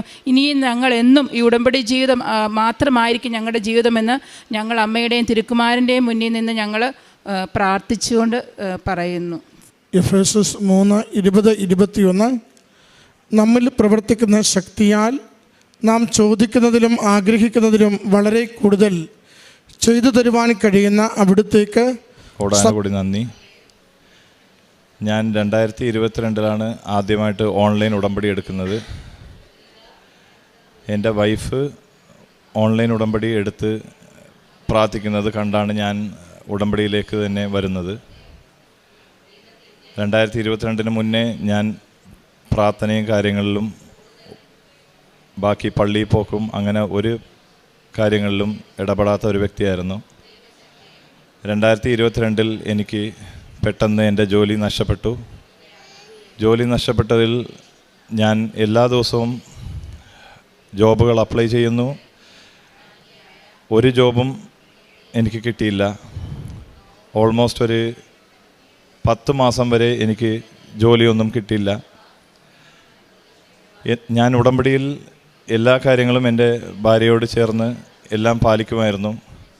പക്ഷേ എനിക്ക് എന്താണ് അതിൽ കുറവെന്ന് എനിക്ക് കണ്ടുപിടിക്കാൻ പറ്റിയില്ല. അവസാനമായാണ് എനിക്കറിഞ്ഞത്, എൻ്റെ ഭാര്യ കല്യാണം കഴിഞ്ഞിട്ട് ഭാര്യയുടെ ചേട്ടൻ ഭാര്യയുടെ അടുത്ത് ഇതേവരെ സംസാരിച്ചിട്ടില്ലായിരുന്നു. അപ്പോൾ എനിക്കതൊരു കുറവായിട്ട് തോന്നി. ഉടമ്പടിയിലുള്ള കാര്യമാണ്. അപ്പോൾ എൻ്റെ വൈഫിൻ്റെ അടുത്ത് ഞാൻ 7-ാം മാസം തൊട്ട് ഞാൻ പറഞ്ഞുകൊണ്ടിരിക്കുകയാണ്, ചേട്ടൻ്റെ കൂടെ സംസാരിക്കണം, ചിലപ്പോൾ ഇതായിരിക്കും നമ്മുടെ തടസ്സം എന്ന്. പക്ഷേ വൈഫിന് ഒരിക്കലും സംസാരിക്കാനായിട്ടൊരു മനസ്സ് തോന്നിയില്ല. പിന്നെ 10-ാം മാസം ഞാനിങ്ങനെ ആവർത്തിച്ച് 7-ാം മാസം തൊട്ട് ഇങ്ങനെ പറഞ്ഞുകൊണ്ടിരിക്കുകയായിരുന്നു. അപ്പോൾ 10-ാം മാസം വൈഫിന് മനസ്സ് തോന്നി, ചേട്ടനോട് വിളിച്ച് സംസാരിക്കാമെന്ന് പറഞ്ഞ് വിളിച്ചപ്പോൾ എടുത്തത് ചേട്ടൻ്റെ ഭാര്യയായിരുന്നു. അപ്പോൾ ചേട്ടൻ്റെ ഭാര്യ ഇതുപോലെ ചേട്ടൻ്റെ അടുത്ത് കൊടുക്കാൻ പറഞ്ഞപ്പോൾ ചേട്ടന് ബിസിയാണ് എന്ന് പറഞ്ഞു. ഞാൻ പറഞ്ഞു, കുഴപ്പമില്ല, ദൈവം നമ്മൾ പറ്റാത്ത ആൾക്കാരോട് സംസാരിക്കണം എന്നാണല്ലോ ഉടമ്പടിയിലുള്ളത്. അപ്പം നീ എന്തായാലും ട്രൈ ചെയ്ത്, അതുകൊണ്ട് നമ്മളത് കുഴപ്പമില്ല, സംസാരിച്ചില്ലെങ്കിലും കുഴപ്പമില്ല, അവർക്കത് നീ വിളിച്ചെന്നെങ്കിലും അറിഞ്ഞല്ലോ എന്ന് ഞാൻ പറഞ്ഞു. അത് കഴിഞ്ഞ് ഒരാഴ്ച പോലും ആയില്ല, പെട്ടെന്ന് എനിക്കൊരു ഇൻ്റർവ്യൂ കോൾ വന്നു. ഞാൻ ബഹ്റൈനിലാണ് ജോലി ചെയ്യുന്നത്. അവിടെ വെച്ച് ഇൻ്റർവ്യൂ കോൾ വന്നപ്പോൾ ഞാൻ പോകുന്ന സ്ഥലത്ത് HR-നെ പെട്ടെന്ന് കണ്ടപ്പോഴാണ്, HR-ന് മാനേജർ ഒരു സ്ത്രീയായിരുന്നു, ഗർഭിണിയായ സ്ത്രീ. മാതാവ് എങ്ങനെയാണ് നമ്മൾ നേരിട്ട് കണ്ടാൽ എങ്ങനെ ഇരിക്കുമോ അതുപോലെ ഒരു വ്യക്തിയായിരുന്നു. പെട്ടെന്ന് എൻ്റെ അടുത്ത് വന്ന് പറഞ്ഞു, ഇതുപോലെ കമ്പനിയിൽ ഇതാണ് മാക്സിമം സാലറി ഞങ്ങൾ ഓഫർ ചെയ്യുന്നത് എന്ന് പറഞ്ഞു. ഒരു HR-ഉം ഒരിക്കലും ആരുടെ അടുത്തും സാലറി പാക്കേജിനെ കുറിച്ചൊന്നും പറയത്തില്ല, നമ്മളോടാണ് ചോദിക്കുന്നത് എത്ര സാലറി വേണമെന്ന്. അപ്പോൾ അങ്ങനെ സാലറി ഇതുപോലെ ഈ പാക്കേജാണെന്ന് പറഞ്ഞു. എനിക്കിവിടെ നാട്ടിൽ നിന്ന് കൃപാസനത്തിൽ നിന്ന് വന്നപ്പോൾ എനിക്ക് ഉടമ്പടി വസ്തുവായ ഉപ്പ് എനിക്ക് ഒരു വ്യക്തി കൊണ്ടുവന്ന് തന്നായിരുന്നു.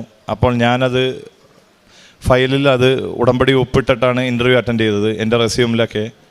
അപ്പം ഞാൻ എൻ്റെ റെസ്യൂം കൊണ്ടുപോയി ആ ഉപ്പിട്ട റെസ്യൂമാണ് ഞാൻ കൊടുത്തത്. പക്ഷേ അത് നോക്കിയപ്പോൾ പുള്ളിയുടെ കയ്യിൽ ഇനിയൊരു റെസ്യൂം ഉണ്ടായി. ആ ഉപ്പിട്ട റെസ്യൂം അവിടെ ടേബിളിൽ വെച്ചിട്ട്, ആ റെസ്യൂം പഴയ റെസ്യൂമായിരുന്നു എൻ്റെ.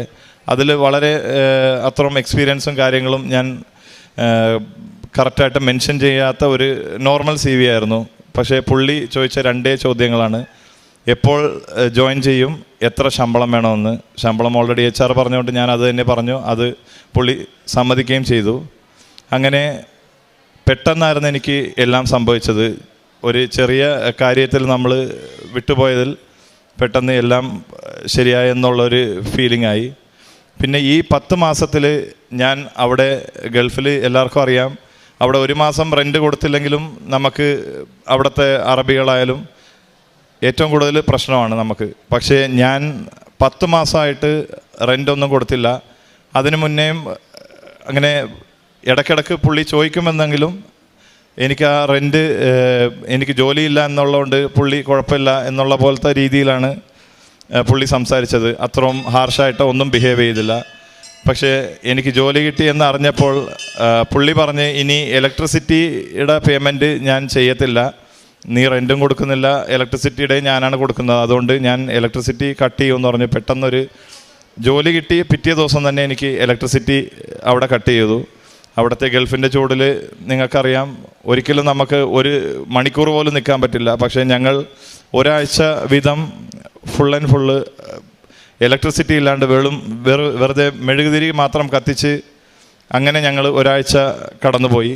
അപ്പോൾ എനിക്ക് ഒരാഴ്ചത്തെ ശമ്പളം കിട്ടി, പുതിയ ജോലിക്ക് ജോയിൻ ചെയ്ത ശമ്പളം കിട്ടി. ഞാൻ വീട് മാറി, അങ്ങനെ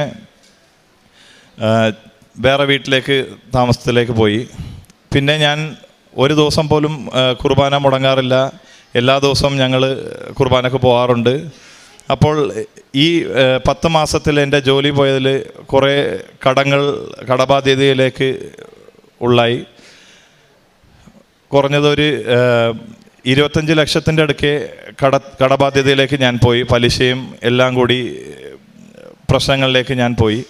എൻ്റെ അവിടുത്തെ ബാങ്കുകളിലെ സിബിൽ സ്കോർ എന്ന് പറയും, അതെല്ലാം വളരെയധികം മോശമായിരുന്നു. എനിക്ക് ഒരു ബാങ്കും അവിടെ ബെഹ്റിനിൽ ലോൺ കൊടുക്കത്തില്ലായിരുന്നു. അപ്പോൾ ഞാൻ ഇങ്ങനെ ജോലി കിട്ടി ഒരു 2-3 കൊല്ലമായിട്ട് ഞാൻ ട്രൈ ചെയ്തുകൊണ്ടിരിക്കുകയാണ് ഓരോ ബാങ്കുകളിലും. പക്ഷേ ഒരു ബാങ്കുകളിലും എനിക്ക് ലോൺ അനുവദിക്കുന്നില്ല. അപ്പോൾ ഈ ഇടയ്ക്ക് മാതാവിൻ്റെ പെരുന്നാൾ സെപ്റ്റംബർ മാസം 10 ദിവസത്തെ പെരുന്നാൾ അവിടെ പള്ളിയിൽ ആഘോഷിച്ചായിരുന്നു. അപ്പോൾ ഞാൻ മാതാവിൻ്റെ അടുത്ത് ഞാനിങ്ങനെ ജസ്റ്റ് പ്രാർത്ഥിച്ചു, ഇതുപോലെ ജപമാല റാലിക്ക് എനിക്ക് പോകാനായിട്ട് വളരെയധികം താല്പര്യമുണ്ട്. ഇന്നേ വരെ ഞാൻ മാതാവിൻ്റെ അടുത്ത് ഞാൻ ചോദിച്ചിട്ടില്ല. അപ്പോൾ ഇത് സംഭവിക്കില്ലെന്ന് എനിക്ക് അറിയാം, എന്നാലും മാതാവിനോട് ചോദിക്കുന്നു എന്ന് ആ ഒരു വിശ്വാസത്തിൽ ഞാനിങ്ങനെ ചോദിച്ചു. അപ്പോൾ ഞാൻ പറഞ്ഞത് മാതാവിൻ്റെ പെരുന്നാൾ കഴിയുമ്പോൾ എനിക്ക് ഒരു റിസൾട്ട് തന്നെ എന്നായിരുന്നു. ഞാൻ ഒരു ദിവസം എൻ്റെ കടങ്ങളെല്ലാം ഞാനും എൻ്റെ ഭാര്യയും കൂടി വാട്സാപ്പിൽ ടൈപ്പ് ചെയ്ത് ഞാൻ വൈഫിന് അയച്ചായിരുന്നു. ഞങ്ങൾ രണ്ടുപേരും ഡിസ്കസ് ചെയ്ത് ഇത്ര കടങ്ങളുണ്ടെന്ന്. അത് എല്ലാ ദിവസവും ഞാൻ മാതാവിൻ്റെ പെരുന്നാളിന് പോകുമ്പോൾ ആ മാതാവിൻ്റെ കാലിൽ ഇങ്ങനെ വാട്സാപ്പ് മെസ്സേജ് മാത്രം ഓപ്പൺ ചെയ്യും, എന്നിട്ട് ആ കാലിൽ വെച്ച് പ്രാർത്ഥിക്കുമായിരുന്നു, മാതാവേ എന്തെങ്കിലും ചെയ്യണേ എന്ന്. 3-ാമത്തെ ദിവസം കഴിഞ്ഞു. 4-ാമത്തെ ദിവസം ഞാൻ ആ വാട്സപ്പ് മെസ്സേജ് ഓപ്പൺ ചെയ്ത് നോക്കുമ്പോൾ your message has been deleted എന്നുള്ള ആ ഒരു സെൻറ്റൻസാണ് ഞാൻ കണ്ടത്. ഞാൻ കണ്ടപ്പോൾ വളരെയധികം ഷോക്കായിപ്പോയി. എന്തെന്നാൽ അത്രയും ആലോചിച്ചൊക്കെയാണ് ഓരോ കടങ്ങളും കാര്യങ്ങളും എല്ലാം ടൈപ്പ് ചെയ്ത് വെച്ചിരുന്നത്. ഞാൻ നേരെ എൻ്റെ ഭാര്യയുടെ അടുത്ത് പോയി ചോദിച്ചു, ഇതുപോലെ എന്ത് പറ്റി, ഇത് കടങ്ങൾ ഇങ്ങനെ വെച്ചിരുന്നു, നമ്മൾ ടൈപ്പ് ചെയ്ത് വെച്ച കാര്യങ്ങൾ നീ വല്ലതും ഡിലീറ്റ് ചെയ്താന്ന് ചോദിച്ചു. അപ്പോൾ വൈഫ് പറഞ്ഞു, ഞാൻ നിങ്ങളുടെ മൊബൈൽ യൂസ് ചെയ്തിട്ട് പോലും ഇല്ല, ഇത് ഉറപ്പായിട്ടും അമ്മ മാതാവാണ് ഡിലീറ്റ് ചെയ്തേക്കണമെന്ന് പറഞ്ഞു. അപ്പോഴാണ് എനിക്ക് ക്ലിക്കായത്. അപ്പോൾ ഞാൻ വിചാരിച്ചു എന്തൊക്കെയോ മാതാവ് പ്രവർത്തിക്കുന്നുണ്ട് എന്നുള്ള ഒരു രീതിയിൽ ഞാൻ വളരെയധികം വിശ്വസിച്ചു. അതിനു മുന്നേ ഈ റെൻറ്റിൻ്റെ കാര്യം പറഞ്ഞായിരുന്നല്ലോ. അപ്പോൾ ആ റെൻറ്റ് ഓരോ മാസങ്ങളും ഞാൻ ഒരു ചെറിയ എമൗണ്ടായിട്ട് ഞാൻ ജോലി കിട്ടിക്കഴിഞ്ഞാൽ അടച്ചുകൊണ്ടായിരുന്നേച്ചത്. അപ്പോൾ പെട്ടെന്ന് ആ അവിടുത്തെ ഓണർ എനിക്ക് എതിരായിട്ട് ഒരു കേസ് കൊടുത്തു. ഈ പൈസ മൊത്തം വേണം എന്നും പറഞ്ഞ് എനിക്ക് കേസ് കൊടുത്ത് ട്രാവൽ ബാൻ ആക്കി. എനിക്ക് അവിടെ നിന്ന് ഇങ്ങോട്ട് വരാനും പറ്റില്ല. ആകെ കടങ്ങളും എല്ലാ പ്രശ്നങ്ങളിലും ഞാൻ കുടുങ്ങി. അവസാനം ഞാനിങ്ങനെ കോർട്ടും കേസുമായിട്ട് ഓരോ ദിവസങ്ങൾ കയറി ഇറങ്ങുമായിരുന്നു. കോർട്ടിങ്ങനെ വിധി പറഞ്ഞു നീണ്ടു പോവായിരുന്നു. അപ്പോൾ പെട്ടെന്ന് കേസ് കുറച്ചും കൂടി സ്ട്രോങ് ആയി എന്നെ അറസ്റ്റ് ചെയ്യും എന്നുള്ള രീതിയിലേക്ക് ആകുന്ന ഒരു ദിവസം എത്തി. അപ്പോൾ ഞാനിങ്ങനെ പള്ളിയിൽ നിൽക്കുമ്പോൾ ഒരു കൂട്ടുകാരനോട് ഇങ്ങനെ ജസ്റ്റ് ഇതിനെക്കുറിച്ച് ഞാൻ പറഞ്ഞിരുന്നു, നാളെ ഇതുപോലെ പ്രശ്നമാണ്, നാളെ എന്താവുമെന്ന് അറിയില്ല, ഇത്ര പൈസ അടക്കാനുണ്ട്. ഞാൻ ഓണറിൻ്റെ അടുത്ത് സംസാരിച്ചിട്ടും പുള്ളിയൊന്നും കേസ് പിൻവലിക്കുന്ന പോലെ ഇല്ല എന്ന് പറഞ്ഞു.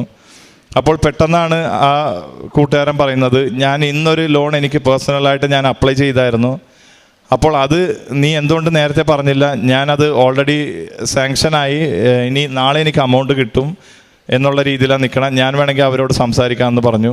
പെട്ടെന്ന് പുള്ളി സംസാരിച്ചിട്ട് നിനക്ക് എത്ര അമൗണ്ട് വേണമെന്ന് പറഞ്ഞു ചോദിച്ചു. അപ്പോൾ ഞാൻ പുള്ളിയെടുത്ത് ഇത്ര അമൗണ്ട് എനിക്ക് കൊടുത്താലേ ഈ കേസ് പിൻവലിക്കുള്ളൂ എന്നുള്ള പോലെ പുള്ളി പറയുന്നെന്ന് പറഞ്ഞ് അവസാനം പുള്ളി ഉടനെ പുള്ളിയുടെ ലോൺ അല്ലാതെ എൻ്റെ അമൗണ്ടും കൂടി പുള്ളി ആഡ് ചെയ്ത് എനിക്ക് വേണ്ടി പുള്ളി ലോൺ എടുത്ത് പിറ്റേ ദിവസം തന്നെ ആ അമൗണ്ടും എനിക്ക് പുള്ളി കൊണ്ടുവന്ന് കയ്യിൽ തന്നു. വളരെയധികം അത്ഭുതമായിരുന്നു, എന്തെന്ന് പറയാനറിയില്ല. മാതാവിൻ്റെ ഓരോ പ്രവൃത്തികൾ എന്നെക്കൊണ്ട് വിശ്വസിക്കാൻ പറ്റാണ്ടായി. മാതാവ് നമ്മുടെ കൂടെ ഉണ്ടെന്നുള്ളത് അടയാളം ഞാനൊന്നും ചോദിച്ചില്ലെങ്കിൽ പോലും ഓരോ അടയാളങ്ങൾ വഴി മാതാവ് ഞങ്ങളിൽ പ്രവർത്തിച്ചു. അപ്പോൾ അങ്ങനെ ആ ഒരു ട്രാവൽ ബാൻ മാറി. ആ ഒരു പൈസ അടച്ചതോടെ പിന്നെ ഞാൻ ഇങ്ങനെ മാതാവിൻ്റെ അടുത്ത് ഈ പെരുന്നാളിന് പ്രാർത്ഥിച്ചുകൊണ്ടിരുന്നപ്പോൾ ആ മെസ്സേജ് ഡിലീറ്റായി കഴിഞ്ഞ് ലാസ്റ്റ് ദിവസം ഒരു 2 ദിവസം എന്തോ ഉള്ളു പെരുന്നാളിന്. അപ്പം മാതാവിനെ ലാസ്റ്റ് ദിവസം നമ്മൾ എടുത്തു വെക്കണം. മാതാവിനെ അകത്ത്, പള്ളിയുടെ അകത്ത് കൊണ്ടുപോയി വെക്കുന്ന ഒരു ഇതുണ്ട്. പള്ളിയിൽ നിന്ന് മാതാവിനെ ഫാദറിൻ്റെ റൂമിൽ കൊണ്ടുപോയി വെക്കുന്ന. അതിൻ്റെ മുന്നത്തെ ദിവസം ഞാൻ വെറുതെ സാധനങ്ങൾ മേടിക്കാൻ വേണ്ടി ലുലുവിൽ പോയായിരുന്നു. അപ്പോൾ സാധനങ്ങൾ മേടിക്കാൻ പോയപ്പോൾ ഒരു ബാങ്കിൻ്റെ ഒരു സ്റ്റോൾ ഇട്ടിട്ടുണ്ട്. ആ ബാങ്കിൻ്റെ വ്യക്തി എന്നെ വിളിച്ചിട്ട് ഇതുപോലെ ഞങ്ങൾ ക്രെഡിറ്റ് കാർഡും ലോണൊക്കെ തരുന്നുണ്ട്, നിങ്ങൾക്ക് ആവശ്യമുണ്ടാകുമെന്ന് ചോദിച്ചു. ഞാൻ പറഞ്ഞ് ഒരിക്കലും എനിക്ക് ലോണോ ക്രെഡിറ്റ് കാർഡോ ബാക്കി ഒന്നും കിട്ടത്തില്ല, എന്നാൽ എൻ്റെ സിവിൽ സ്കോർ ഒന്നുമില്ല, അല്ലാണ്ട് എനിക്ക് പല പ്രശ്നങ്ങളായി ഒരു ബാങ്കും എനിക്ക് ലോണ് തരില്ല എന്നാണ് 2 കൊല്ലങ്ങളായിട്ട് ഞാൻ ഓരോ ബാങ്കുകളിൽ പോകുമ്പോൾ ഞാൻ കേൾക്കുന്നത്. അപ്പം ഞാൻ പറഞ്ഞു, നിങ്ങൾക്ക് നിങ്ങളുടെ ജോലിയുടെ രീതിയിൽ നോക്കുമ്പോൾ നിങ്ങൾക്ക് എന്തെങ്കിലും വല്ല ഇൻസെൻറ്റീവ് എന്തെങ്കിലും കിട്ടുമായിരിക്കും, ഓക്കെ നിങ്ങൾ അപ്ലൈ ചെയ്തോ, പക്ഷേ കിട്ടില്ല എന്ന് ഞാൻ പറഞ്ഞിട്ട് ഞാൻ പുള്ളിയുടെ അടുത്ത് ഡീറ്റെയിൽ മാത്രം കൊടുത്തിട്ട് പോന്നു. അപ്പോൾ പുള്ളി പറഞ്ഞു ഇതുപോലെ അപ്ലൈ ചെയ്ത് 85%, 90% ആയി, എല്ലാം ഓക്കെ ആണെന്ന് പറഞ്ഞു. ഞാനും വിചാരിച്ചു ഓക്കെ ഇതൊക്കെ എല്ലാം നടക്കുന്നതാണ്, നമ്മൾ പണ്ടും കണ്ടതാണ്, 85-90% കഴിയും. പിന്നെ പുള്ളി ആരെങ്കിലും വിളിച്ചിട്ട് പറയും ഇതുപോലെ നിങ്ങൾക്ക് പറ്റില്ല, നിങ്ങളുടെ സ്കോറില്ല എന്നാണ്. പക്ഷേ പുള്ളി വിളിച്ചപ്പോൾ പറഞ്ഞത് നിങ്ങളുടെ സിവിൽ സ്കോറെല്ലാം ഓക്കെ ആണ്, കുഴപ്പമൊന്നുമില്ല എന്നാണ് പറഞ്ഞത്. അപ്പം ഞാൻ വളരെയധികം അത്ഭുതപ്പെട്ടു പോയി, എന്താണ് സംഭവിക്കുന്നതെന്ന് ഒന്നും അറിയില്ല. അപ്പം ഞാൻ ഇങ്ങനെ പുള്ളിയുടെ റിപ്ലൈ കിട്ടാൻ വേണ്ടി വെയിറ്റ് ചെയ്യുന്നതായിരുന്നു. അപ്പോൾ എൻ്റെ മനസ്സിൽ കൂടി ആരോ പറയുന്നുണ്ട്, നീ കൃപാസനത്തിൽ ഉടമ്പടി എടുത്ത വ്യക്തിയാണെന്നുള്ളത് പുള്ളിയുടെ അടുത്ത് പറ എന്ന് പറയുന്നുണ്ട്. അപ്പം ഞാനും വിചാരിച്ചു പറയാമെന്ന് വിചാരിച്ചു, പിന്നെ മടിച്ച് പറഞ്ഞില്ല. അപ്പോൾ പുള്ളി അന്ന് രാത്രി വിളിച്ചിട്ട് എൻ്റെ അടുത്ത് പറഞ്ഞ് ഇതുപോലെ നിങ്ങളുടെ ലോൺ റിജക്റ്റായിപ്പോയി, എന്തെന്നാൽ നിങ്ങൾക്ക് നിങ്ങളുടെ വിസയിൽ എന്തോ പ്രശ്നമുണ്ട് കമ്പനിയുടെ ഇതിൽ, അതുകൊണ്ട് കിട്ടത്തില്ല എന്നുള്ള പോലെ പറഞ്ഞു. ഞാൻ പറഞ്ഞു ഇത് തന്നെയാണ് ഞാൻ നിങ്ങളുടെ അടുത്ത് പറഞ്ഞത്, ലോൺ കിട്ടത്തില്ലെന്ന്, നിങ്ങളും പറഞ്ഞിട്ട് കേട്ടില്ല, ഓക്കെ എന്ന് പറഞ്ഞ് ഞാൻ ഫോൺ കട്ട് ചെയ്തു. കുറച്ച് നേരം കഴിഞ്ഞ് പുള്ളി വിളിച്ചിട്ട് പറഞ്ഞു വേറെ ഒരു ലോണുണ്ട്, ഞാൻ ഒന്നും കൂടി ലാസ്റ്റ് ട്രൈ ആയിട്ട് ഞാൻ അപ്ലൈ ചെയ്യാമെന്ന് പറഞ്ഞു. അപ്പോൾ ഞാൻ വിചാരിച്ചു ഓക്കെ കുഴപ്പമില്ല, എന്തായാലും ചെയ്യട്ടെ എന്ന് പറഞ്ഞിട്ട് ഞാനും പറഞ്ഞു. അന്നാണ് മാതാവിൻ്റെ പെരുന്നാൾ കഴിയാറാവുന്ന ദിവസം അടുക്കാറായി. അപ്പോൾ പുള്ളി ഒന്നും കൂടി അപ്ലൈ ചെയ്തു, ലോൺ അപ്ലൈ ചെയ്തിട്ട് എൻ്റെ അടുത്ത് പറഞ്ഞു, പിന്നെ വിളിച്ചിട്ട് ഒരു ദിവസം കൊണ്ട് തന്നെ പ്രോസസ്സ് എല്ലാം കഴിഞ്ഞു, 95% നിങ്ങളുടെ പ്രോസസ്സ് കഴിഞ്ഞു, ഇനിയൊരു 5% കൂടിയേ ഉള്ളൂ എന്ന് പറഞ്ഞു. അന്ന് തിങ്കളാഴ്ചയായിരുന്നു. അപ്പോൾ ഞാൻ പറഞ്ഞ് പുള്ളിയെടുത്ത് നിങ്ങൾക്ക് കൃപാസനത്തിനെ കുറിച്ച് അറിയാമെന്ന് ചോദിച്ചു. അപ്പോൾ പുള്ളി പറഞ്ഞു എനിക്കറിയാം, ഞാൻ കേട്ടിട്ടുണ്ടെന്ന് പറഞ്ഞു. പുള്ളി ഒരു ഹൈന്ദവനാണ്. അപ്പോൾ പുള്ളി പറഞ്ഞപ്പോൾ ഞാൻ പുള്ളിയെടുത്ത് ഞാൻ പറഞ്ഞു ഇതുപോലെ കൃപാസനത്തിൽ ഉടമ്പടി എടുത്ത വ്യക്തിയാണ് ഞാൻ, അമ്മ മാതാവിനെ എനിക്ക് 95% ചെയ്യാൻ പറ്റുമെങ്കിൽ ഈ 5% ഉറപ്പായിട്ടും അമ്മ മാതാവ് ചെയ്യും. എന്തുകൊണ്ടാണ് ചെയ്യാത്തതെന്ന് വെച്ചാൽ എനിക്കെല്ലാം ചൊവ്വാഴ്ചകളിലാണ് നടക്കുന്നത്. അപ്പോൾ നാളെ ചൊവ്വാഴ്ചയാണ്, അപ്പോൾ നാളെ എൻ്റെ ലോൺ പാസ്സാകും, നിങ്ങളത് കാണാൻ തന്നെ പോണത് എന്ന് പറഞ്ഞു. അപ്പോൾ പുള്ളി തിരിച്ചെൻ്റെ അടുത്ത് പറഞ്ഞ് ഇനിയെല്ലാം ദൈവത്തിൻ്റെ കയ്യിലാണ് എന്ന് പുള്ളി എൻ്റെ അടുത്ത് പറഞ്ഞു. അതേപോലെ തന്നെ അന്ന് രാത്രി മാതാവിനെ പള്ളിയുടെ അകത്തുനിന്ന് അച്ഛൻ്റെ റൂമിൽ കൊണ്ടുവന്ന് വെക്കുന്ന ഒരു പരിപാടി ഉണ്ടായി. എല്ലാം പെരുന്നാൾ കഴിഞ്ഞു, മാതാവിനെ ഞാൻ കൊണ്ടുവന്ന്, ഞാനും 1-2 വ്യക്തികൾ പൊക്കിക്കൊണ്ടുവന്ന് വെച്ചു. അപ്പോൾ അന്ന് രാത്രി ഞാൻ ഉറങ്ങാൻ കിടക്കുമ്പോൾ എനിക്ക് സത്യം പറഞ്ഞാൽ ഹാർട്ട് അറ്റാക്ക് വന്നില്ലെന്നേ ഉള്ളൂ, അത്രക്കത്ര എനിക്ക് ടെൻഷനാണ്. എന്തെന്നാൽ എൻ്റെ ജീവിതം തന്നെ മാറുന്ന ഒരു സംഭവമാണിത്, ഈ ലോൺ കിട്ടിക്കഴിഞ്ഞാൽ. അപ്പം ഞാൻ മാതാവിൻ്റെ അടുത്ത് ഇങ്ങനെ രാത്രി പ്രാർത്ഥിച്ചിട്ട് ഞാൻ പറഞ്ഞായിരുന്നു, മാതാവേ നാളെ എനിക്ക് വന്ന് ഈ ലോൺ യെസ് ഓർ നോ എന്നുള്ളത് എനിക്കൊരു 9:30 മണിക്കുള്ളിൽ എങ്ങനെയെങ്കിലും മാതാവിൻ്റെ അവിടെ 9:30 മണിക്കാണ് ഇവിടുത്തെ ധ്യാനം തുടങ്ങുന്നത്. അപ്പോൾ ഞാൻ പറഞ്ഞു ഇതുപോലെ 9:30 മണിക്കുള്ളിൽ എനിക്ക് റിസൾട്ട് അറിയണം, അമ്മ മാതാവ് എന്തായാലും എനിക്കത് യെസ് ഓർ നോ എന്നുള്ളത് പറഞ്ഞാൽ മതി, അതിനെക്കുറിച്ച് പിന്നെ ഞാൻ ബോധറാവില്ല എന്തെന്നാൽ എനിക്കറിയാം. അപ്പോൾ ഞാനങ്ങനെ പറഞ്ഞ് ഞാൻ വിശ്വാസ പ്രമാണം പറഞ്ഞ് അങ്ങനെ കിടന്നുറങ്ങി. പിറ്റേ ദിവസം രാവിലെ ഞാൻ ജോലിക്ക് പോയിട്ട് ഞാൻ വിജയ്കുമാർ ബ്രദറിൻ്റെ ടോക്സ് ഇങ്ങനെ കണ്ടുകൊണ്ടിരിക്കണമായിരുന്നു കാലത്ത്. അപ്പോൾ ഓൾമോസ്റ്റ് ഒരു 8:30 മണി 8:45 ആയി, 9 മണിയായി. ഞാനിങ്ങനെ വിചാരിച്ചിട്ടിരിക്കണേ 9:30 വരെ ഉള്ള ടൈം, ഇതിനുള്ളിൽ അറിയിക്കാനാണ് മാതാവിൻ്റെ അടുത്ത് ഞാൻ പറഞ്ഞത്. എന്താണെന്ന് അറിയില്ലെന്ന് പറഞ്ഞ് ഞാനിങ്ങനെ സ്പീച്ചിൽ ഇങ്ങനെ കേട്ടോണ്ടിരിക്കുകയാണ്. അപ്പോൾ വിജയകുമാർ ബ്രദർ ഒരു പള്ളീന് സംഭാവന കൊടുത്ത കാര്യങ്ങളും പുള്ളിയുടെ അടുത്ത് പൈസ ഇല്ലാണ്ട് നിന്നതും പുള്ളി പിന്നെ നല്ല രീതിയിൽ എത്തിയ കാര്യങ്ങളിലുള്ള ഒരു ടോക്കായിരുന്നു. അപ്പോൾ ആ ഒരു ടോക്ക് ഇങ്ങനെ കേട്ടോണ്ടിരിക്കുമ്പോൾ പുള്ളിയുടെ എല്ലാ കടങ്ങളും അങ്ങനെ പ്രശ്നങ്ങളെല്ലാം തീർന്ന് ഞാൻ നല്ല രീതിയിൽ എത്തി എന്നുള്ള പറയുന്ന സമയം കറക്റ്റ് ഞാൻ നോക്കുമ്പോൾ മണി 9:15, 9:20 ആ റേഞ്ചിൽ പെട്ടെന്നൊരു മെസ്സേജ് എനിക്ക് വരുന്നു, നിങ്ങളുടെ ലോൺ പാസ്സായി എന്നും പറഞ്ഞിട്ടൊരു മെസ്സേജ് വന്നു. 18 ലക്ഷത്തിൻ്റെ ലോൺ എനിക്ക് ആ സ്പോട്ടിൽ വെച്ച് എനിക്ക് പാസ്സായി. അതേപോലെ തന്നെ ഞാൻ ഒരു കാര്യം പറയാൻ വിട്ടുപോയി. ഈ മെസ്സേജ് ഡിലീറ്റ് ആയ കാര്യം നമ്മുടെ ലിവിങ് ഓറക്കിൾസിൽ ബഹുമാനപ്പെട്ട ജോമോൾ സിസ്റ്റർ പറയുന്നത് കേട്ടിട്ടുണ്ട്. അവരും ഒരു ഡ്രാഫ്റ്റ് മെസ്സേജ് അവരുടെ കൂട്ടുകാരത്തി ഇങ്ങനെ അയക്കാനിരുന്നപ്പോൾ പെട്ടെന്ന് അവരറിയാണ്ട് തന്നെ ആ ഡ്രാഫ്റ്റ് മെസ്സേജ് സെൻഡായിപ്പോയി എന്നുള്ളത് ആരും പറഞ്ഞാൽ വിശ്വസിക്കില്ല. അതുപോലെയാണ് എനിക്കും സംഭവിച്ചത്, ഈ ഒരു മെസ്സേജ് ഡിലീറ്റ് ആയത്.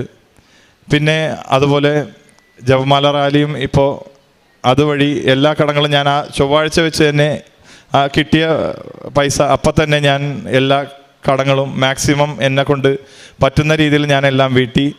ഇനിയുള്ള കടങ്ങൾ എൻ്റെ ശമ്പളത്തിൽ തന്നെ എന്തായാലും അടയ്ക്കാൻ പറ്റും, വലിയ കടങ്ങളൊന്നുമില്ല. അങ്ങനെ എൻ്റെ കടങ്ങളും തീർന്നു. ഞാൻ ജപമാല റാലിയിൽ കൂടാനായി ഇടയായി. എൻ്റെ കുടുംബത്തോടെ ഞാൻ ബഹ്റിനിൽ നിന്നും ഇന്ത്യയിലേക്ക് വരാനും പറ്റി. എനിക്ക് നൽകിയ എല്ലാ അനുഗ്രഹങ്ങൾക്കും കൃപകൾക്കും അമ്മ മാതാവിനും ഈശോനും കോടാനുകോടി നന്ദി.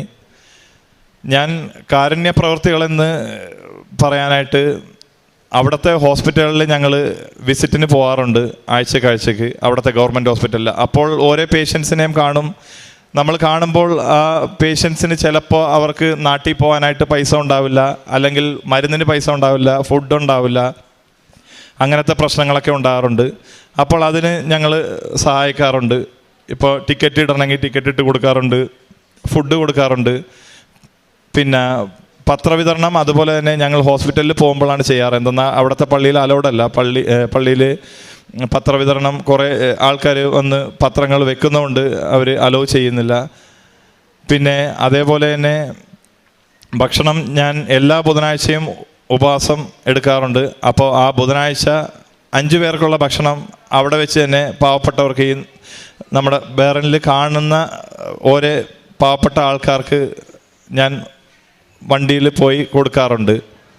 ഞാൻ ഭക്ഷണം കൊടുക്കുന്നതിന് മുന്നേ ആദ്യം മാതാവിൻ്റെ അടുത്ത് പ്രാർത്ഥിക്കാറുള്ളത് ഇതുപോലെ, ഞാൻ കൊടുക്കുന്ന ഭക്ഷണം അർഹതപ്പെട്ടവർക്ക് മാത്രം എത്തിക്കണേ മാതാവേ എന്ന് പറഞ്ഞാണ്. പിന്നെ 2 ആഴ്ച കൂടുമ്പോൾ കുമ്പസാരിക്കാറുണ്ട്.